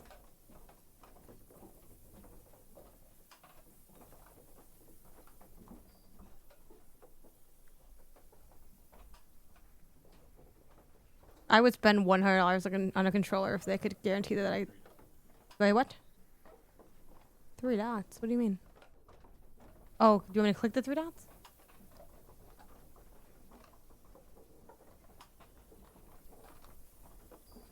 It's insanely small for me. Just so that you know. Oh. Is it plugged in? I'm assuming it's okay. Ah. They caught me with an unupdated controller.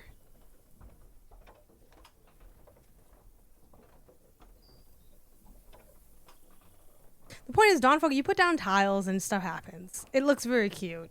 It's got a lot of charm. You can hunt like you did in Oregon Trail. As all good things should. Isaiah, Oregon Trail is one of the greatest games of all time. Actually, you know what? That should be in my top 100 games list. Oregon Trail. I actually have never updated it this way. I've done it on the console, so it's not my favorite, if I'm being honest. And I know it would be really hard, but I wish it looked like my controller, like how the Switch knows what color Joy-Con you have. Oregon Trail or Oregon Trail? I say Oregon. I say Oregon. What about you, Isaiah? Are you an Oregon Trail or an Oregon Trail? He says Oregon. Oregon. He says Oregon. If you don't say Oregon, say that you don't right now. Oh, wow, he's quiet. I say it like Isaiah, yeah. I'm more of a Death Road to Canada. Is that something, or you just memeing?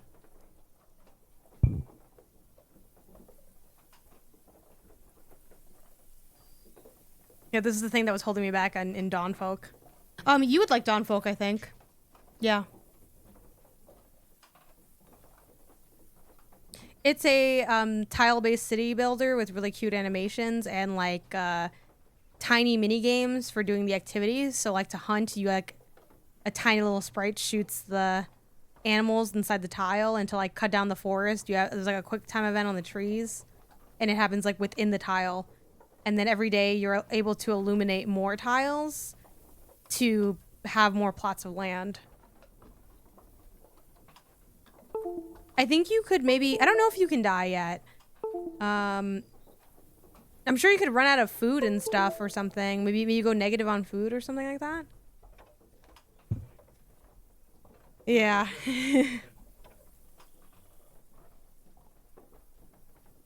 And there's a guy that helps, the UI that helps you, that basically like their version of Clippy looks like Calcifer. You can see him now in the corner. Oh, do I close this now? See, look, there he is. You tell me that's not Calcifer?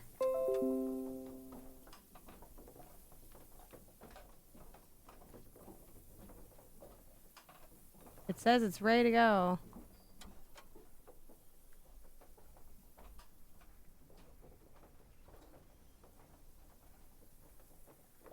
Wow.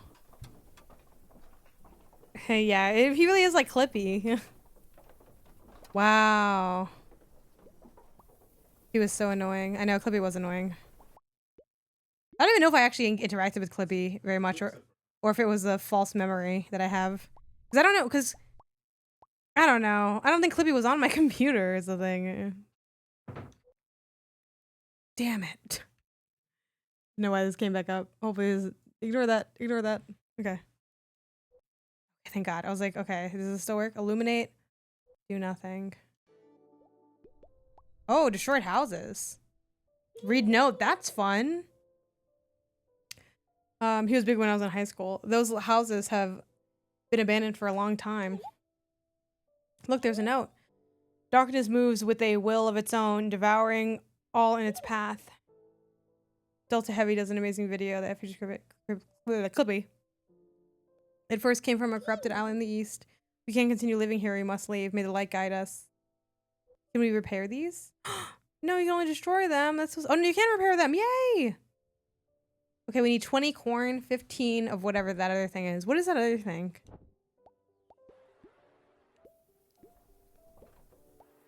Does anyone know what that thing is? There a way to see like I wish you could see what stuff was. What is that icon on the far right?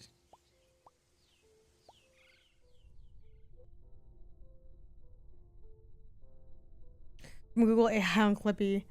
Demise. Clippy was turned off by default and eventually phased out.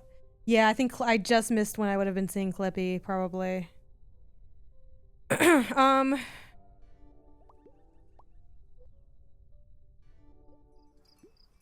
Ooh, sheep.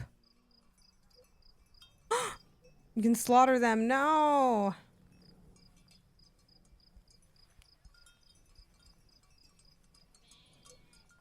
Yeah, I wish I knew what that icon was. Oops. You can build a lumberjack cabin in the forest to gather materials. Okay, nice. You can build mines in the mountains. White people, food, thank you, material. And it's funny that he just told me that right now, so. We gather wool.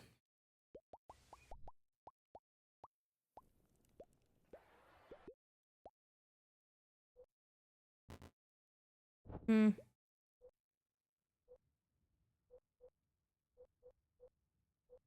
How can I build the thing again? He just told me, but now I don't remember. Okay, I got some materials at least.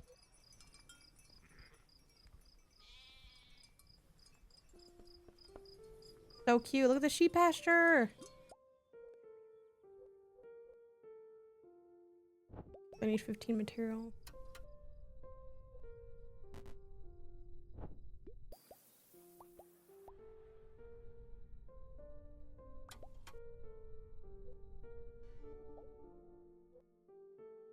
Tavern, tents. Lumberjack cabin. This would be good. 10 materials and 25. No, actually, we need one person and.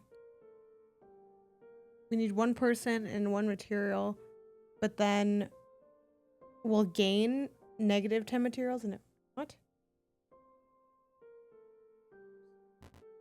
You say I can't afford this yet. Okay. Well, I guess I need to like spend money to make money kind of thing. You can skip a day to get stuff too. Otherwise we'll move slowly on its own. Let's see. I really want the tavern at some point. Church, lumberjack cabin, good. I guess for now let me just chop down this forest. Why not? What's here? Oh yeah, the lumberjack cabin.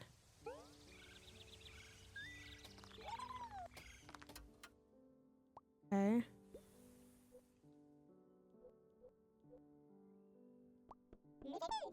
It's time to upgrade your home. Yay! Anytime you upgrade your home, you're in science. A rare resource used to enhance buildings with powerful effects. Okay. Oh no. Not yet, not yet.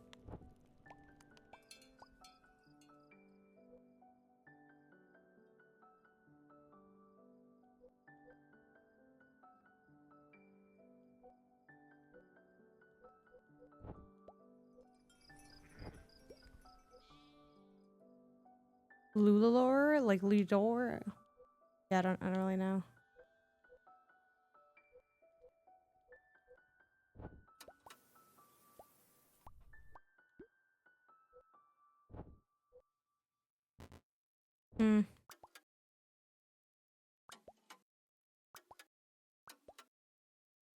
I also really like that the pacing is like controlled by you. Another wheat field? What's the benefit of burning over chopping? It's French, I believe, for light. That's why I figured it would be something like that. Let's just burn because we've never done it before. Okay. Okay. We have these wheat fields all around. We have a lot of extra food. Distribute the food, keep the food. Ooh. I'll distribute the food because it sounds nice to distribute the food.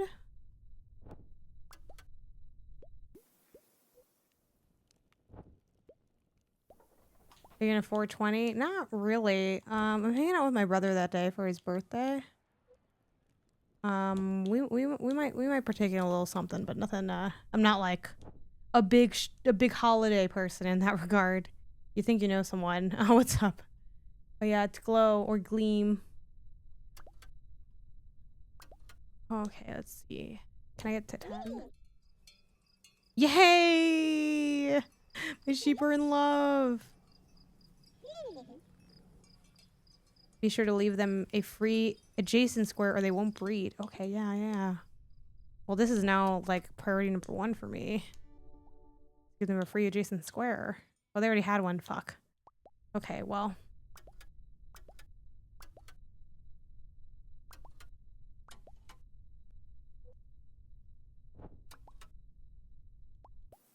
How's this going?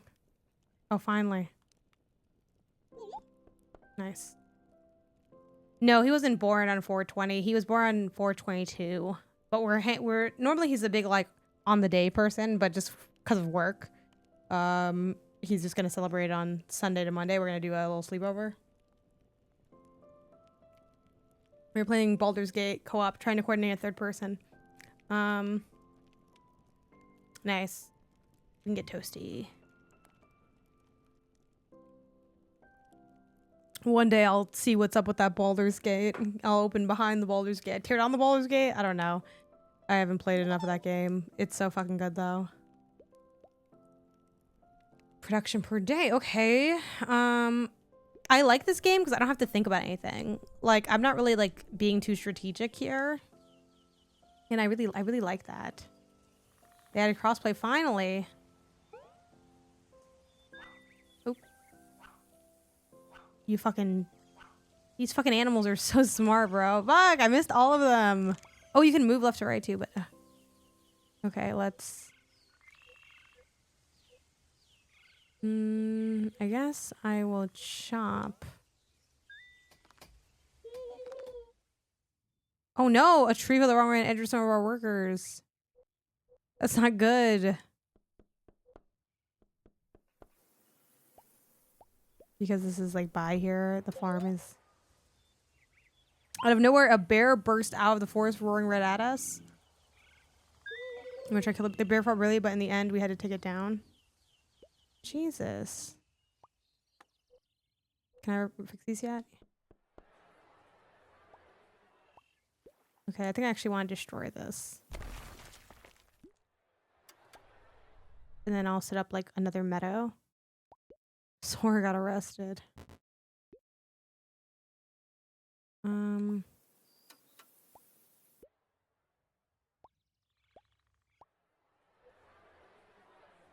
Ooh. Use your set to upgrade buildings. I think I actually kind of want to move this over though. Can you move it over to here? Can I just move these?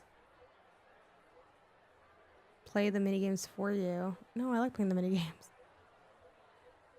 Okay, first though, I want to just move these.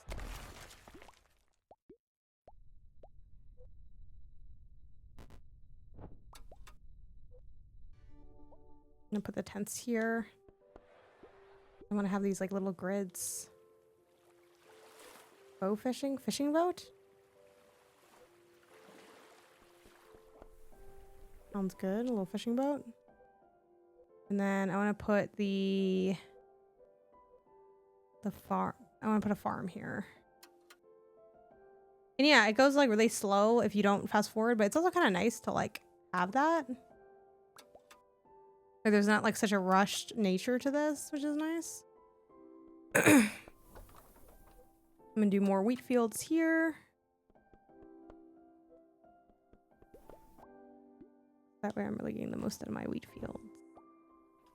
Let me see what's going on with this. What's going on with this? Production cost per day. 2 people and 1 light.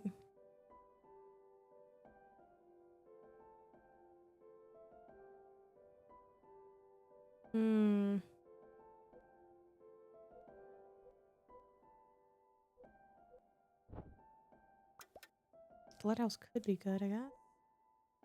I'm a little confused by the production per day and then cost and reward. But is the cost like those things? What's the reward though?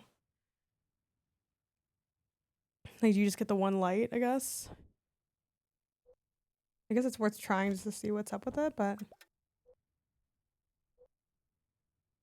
Oh, you need a lot of materials though for this. Let's see, how do we get more materials? I have started a new single player game to tide me over until we can coordinate the multiplayer. Wow, that's intense. The heart. Oh my god. We'll get back to that game at some point as well.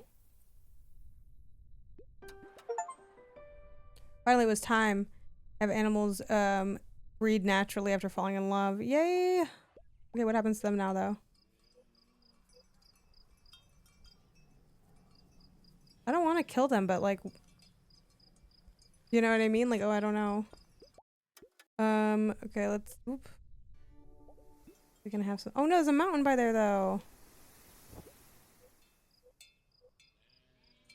Weaving mill.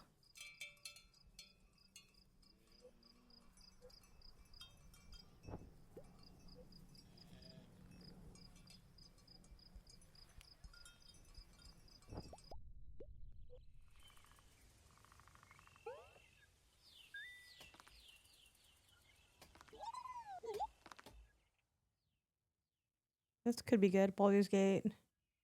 We're in 2.5 hours in our co-op. I was getting antsy, damn. Yeah, you do think you know someone. That's wild. Fort. In the fortnight. Dun, dun, dun. I do want the fort. 85 materials.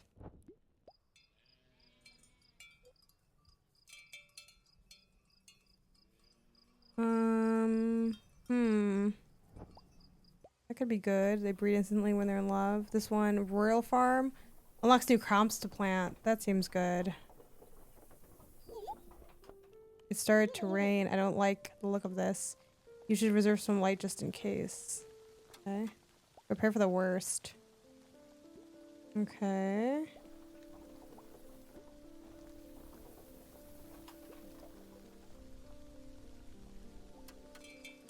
I'm still gonna just unlock this. Ooh. Oh my god, this is really sad. I don't want to kill them. Oh! Thank god they don't make you kill them. That would have been so sad. No, I haven't. Have you checked it out? People are really buzzing about Bionic Bay. No! No! My sheep! My beautiful babies! Oh my god, I wouldn't have killed those other sheep if I knew they were gonna fucking get killed. Well, you know what? At least these can fall in love and then they can like make more sheep here. So.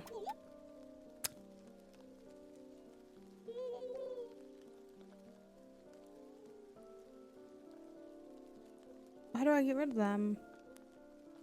Oh my god. Is it bad to burn this down? Was having it up. Yeah, how do you like it?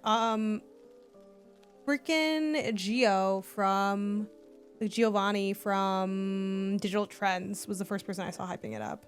And he was like, this game's really good. Like, don't sleep on it. I think the Metacritic is also quite high. So yeah, I'm gonna request a code probably for that. I might just buy it too. Like sometimes I just buy the games, but I'm trying not to. I'm also trying not to request too many codes for stuff I can't get to, but I feel like there's a chance that could be like a next week thing, though. I think next week, isn't that Claire Obscure? There's a lot of games coming out, but I was thinking about that game for today in a way. But I'm like, nah, I've been wanting to play this. This will be good. And I'm really liking this as well. This is really fun. I feel like I haven't like talked a lot about like the gameplay itself, but I like the speed of it actually and how you can fast forward it if you want to. I like the little random events. I like the bit of lore of finding the notes in the houses and stuff like that. Like, yeah, it's pretty cool. Okay, I need more materials to get a fort though. Wouldn't mind planting another crop. Because now I can have more dark field, wheat field, crystal fields, corn field. Oh, crystal field.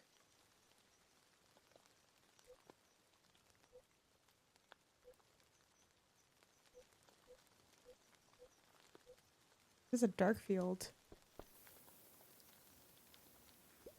What does this mean?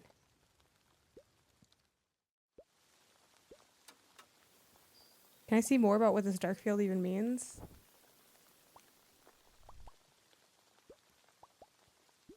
Does it mean it like it pulls darkness in? Finally, I found you. What's that? A dark storm? It's spreading everywhere. Storms don't last forever, right?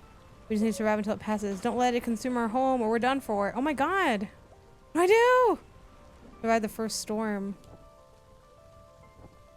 The controller's like shaking like crazy too. Oh. How do I do this? Oh, is it just like I have to keep like illuminating? Oh, I can cleanse it with like, oh, okay.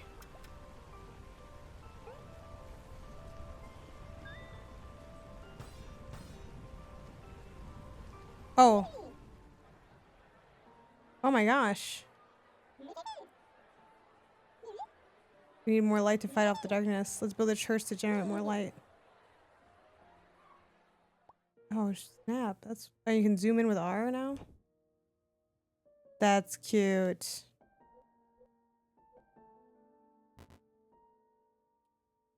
Oh, I need way more resources though. I need way more resources. Okay. Maybe I should plant more of those like fruit forest. Collect fruits. Collect some fruits.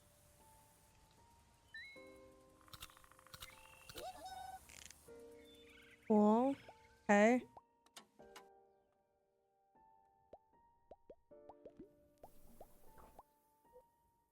Maybe I'll put that like, this is a lumberjack cabin or whatever.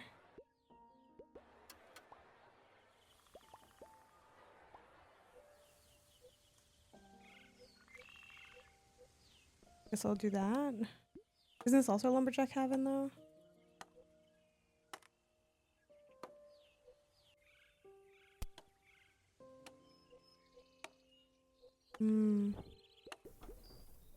I'm confused on what this dark fuel does. I wish there was like a compendium explaining stuff a little bit more. Is this a roguelite or do you keep explaining forever? I just got here and I don't really know what's going on. No, all good. This is a city builder, and it is sort of, there's like different, let me hit save. Let me hit save. And then let me hit just to show y'all. So there's different stuff you can do. So there's a story mode, but there's also like, and I guess you have to progress a certain amount in the story to unlock these, but you can also do like a puzzle version. These other things, curious, but it's an endless mode to see how far you can get. And in story, there's like different quests, I guess you can do. So I just started, so I'm on Last Hope. And there's different difficulties that you can play. I'm playing on normal. So oops. Hold on, maybe I have to, hold on, maybe I have to load the file I had. Yeah, here we go. Let's do it. Last Hope 87 days. Yeah, there we go. There we go. I was like, oh, I hope I didn't lose my stuff. But I can't build a church yet because I don't have the resources to build a church. But yeah, so I'm not sure what the end condition of this one is, but they do have like endings and things, which I really like because I kind of need, I crave like a set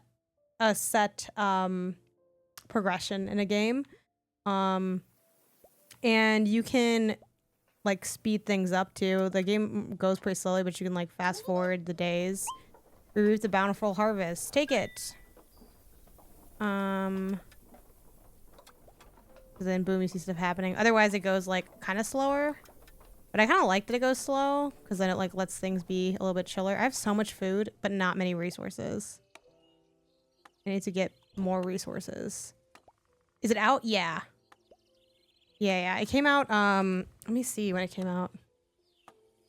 That's what I like too. I can just kind of sit and then like the little guy in the corner will tell me if it's like, oh, something happened. Like, you know, my wolves got eaten by sheep. Not my wolves got eaten by sheep. My sheep got eaten by wolves. Yeah, it came out February 13th, actually. So it's been out for quite some time. And Mike Towndrow over on Indie Council put me onto this. He's not really a city builder person, but he said he really liked this game. And I love the art. Another cool thing about this is it kind of has like a mini game configuration. So like, actually, can I do anything in the mountains? I can mine. Some resources maybe? That could be good. Or make a mine, I guess. Let me see if there's one. I don't have any, well, I've been saving my light. So you use light to like further explore the map. So like, I can illuminate this area and then boom, I found a light breach. It will erupt light every now and then, so make sure you collect it. So it's like different things can be discovered and you can kind of see them be kind of obscured slightly, but it's like, okay, there's something here. But I use light to also, you use light to uncover more places, but I also recently found out light fights off like darkness storms as well. So there's different things you might need to prepare for. And it's like, oh, I got some treasure. And then there's also like desert here, which is cool. Potentially.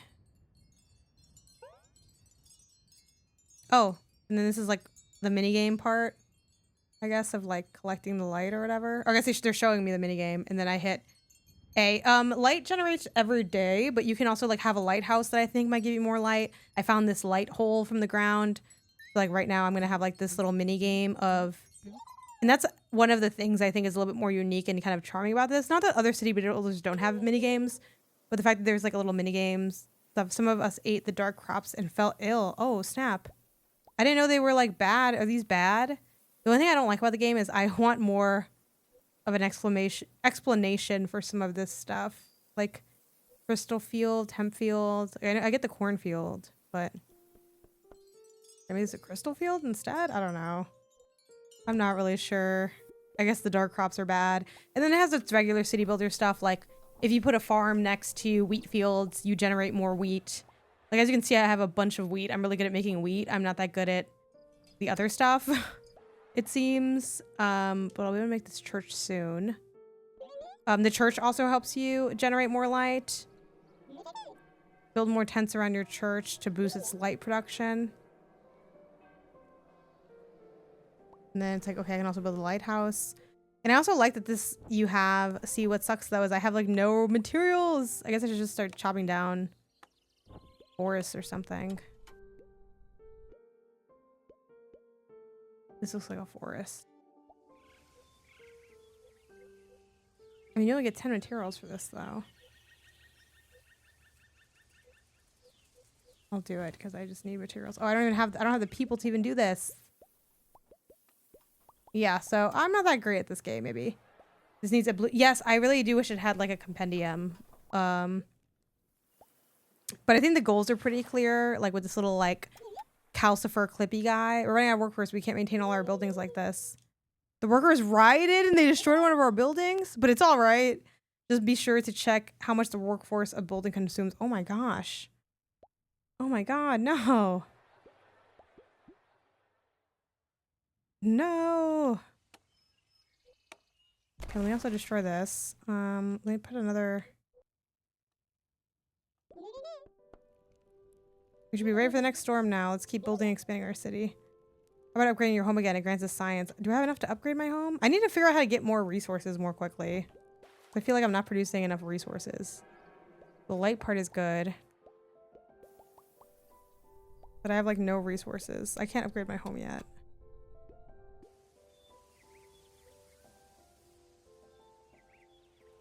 I guess I'll do this. Oh, I can't even do this yet. I don't have enough people.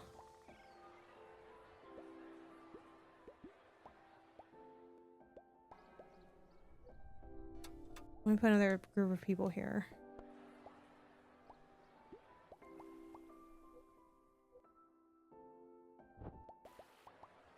That's the only thing I'm kind of stuck on. Like I don't know how to get more resources. How to get more resources. I have a lot of food, but not a lot of resources. Okay, found some treasure. That's not bad. That's not bad. Upgrade your home into a fort. My home. That's a lot. 85 resources. Yeah, I do wish there was like a compendium in this game. That's cool. You can like get rid of the UI for a second.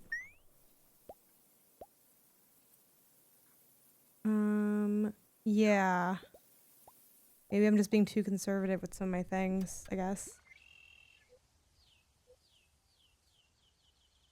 Okay, now we'll do this. Oh, I still can't do this. They don't have enough people. Okay, I'll get more people.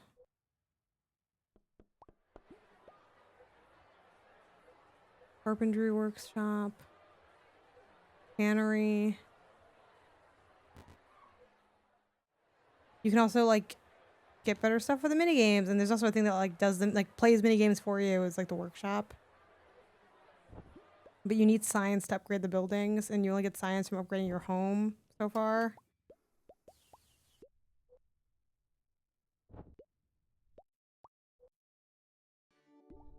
Okay. Destroyed farm. Read note. Farm has been destroyed. Look, there's a note on the door. Without light, my crops have failed, and with them, my livelihood. To survive, I had to make difficult decisions and betrayed my own morals. I have nothing but regret. This must end. I'm leaving for good. Oh my gosh. Okay, I definitely want to repair that if I can. I can't upgrade my home yet. I have so much food. I have a lot of food, but I don't have a lot of materials. I need to get these materials somehow.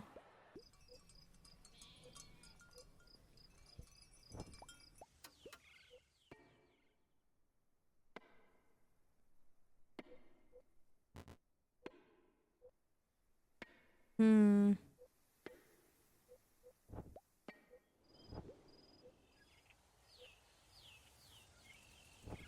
Can I upgrade the do I have a lumberjack cabin even anymore?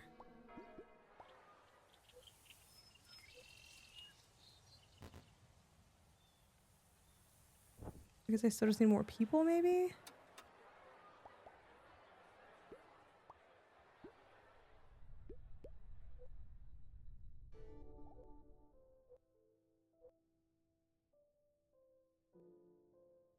I think the tavern would be good. Tavern by the church, though? Maybe not. I don't know where to put the tavern. Looks like it's just water. You know what? Let's put the tavern by the church for now. We'll figure it out later. Okay, people are into the tavern. People are laughing. They're having a good time. Okay, that sounds good to me. This seems good to me. Okay, because I don't have a lumberjack cabin anymore, right?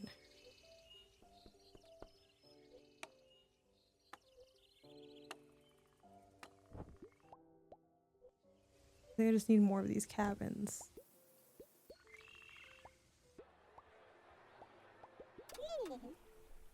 Fisherman has gone missing. It's costly, but let's hope they find him. Okay, I'm gonna look for him.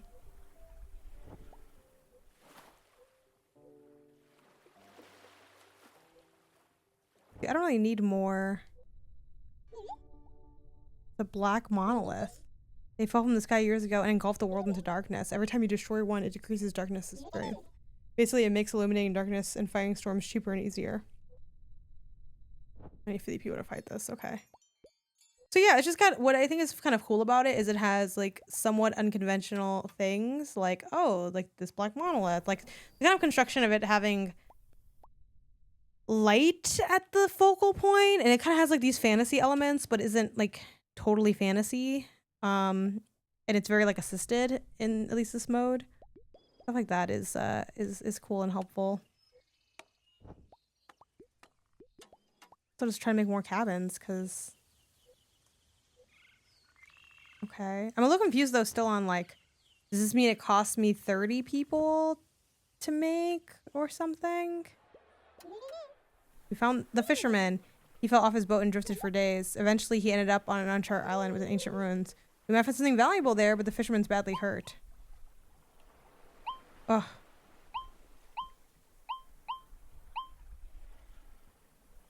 Let's explore the ruins, but I'm scared that the fisherman's gonna die. The crew discovered treasure in the ruins. Oh, shit. Fuck. I feel bad. The fisherman died. Okay, but you know, what are you really gonna do? How was that on me exactly, you know?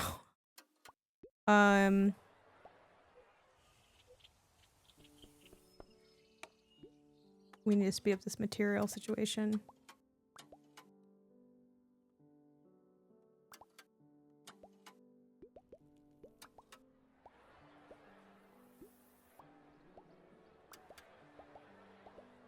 Can I upgrade the home into a fort now? No. A group of our people have gathered around the block. Oh no. They're worshiping the darkness. No, stop doing that. Stop worshiping the darkness. An avalanche struck our mine. No, I just made that mine. Distribute food, yeah. Definitely distribute the food. Okay, let's destroy. Let's go. Fuck. I didn't realize the minigame that was. Okay. Well, that was dark. Okay, let's do this lighthouse. People start worshiping the darkness. Stop.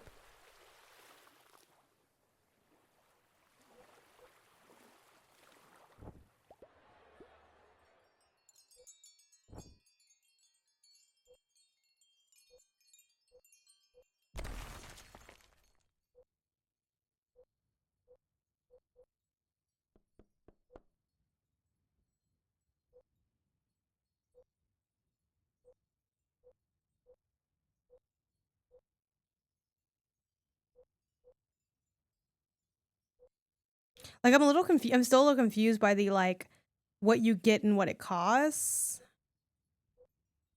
Like, what it like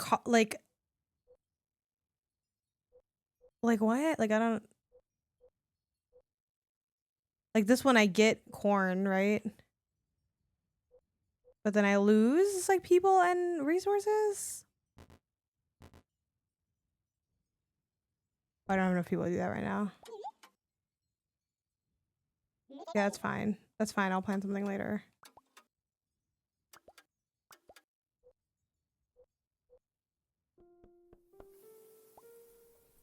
The hemp field is at least producing some material. I don't know if the it isn't like the farm helps like the hemp, which is kind of a bummer. But so then we'll just kind of do. Oh, this is a fishing thing. Okay, can I do something? Oh no, this is also like a water thing. This is just like a wheat field straight up, right?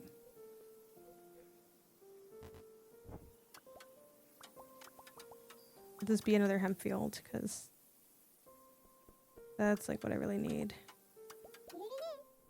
Agree with the bountiful harvest. Yeah, distribute it. Distribute it. So yeah, that's the game. I mean, it's really chill, but really engrossing. In 64 days. There we go. Ooh, okay. Yeah. Liked it a lot. It's not as also thinky and tactical as I thought it would be, but yes, as someone alluded to in chat of Futon J, the puzzle mode probably gets kind of wild. Yeah, it's got a good vibe to it. Great art. Good structure. Really really user friendly too. Like, I'm not a builder, a city builder by any means, but I would feel like I was able to understand. Yeah. Okay. Okay. Let's see. We got a couple options. I think I know where we're going though. We're gonna go to Bonzinator. Before we do that, what things I want to mention?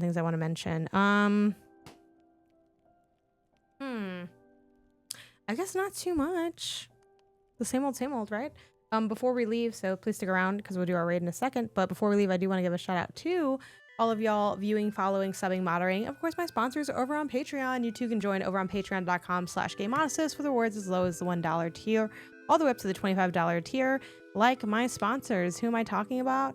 I'm talking about folks like Nina McKee, Kevin Fair, people such as the following. We got BiscuitsWithDavey, Spencer Icasiano, and Randleton. Thank you for helping me do what I do when I do what I do.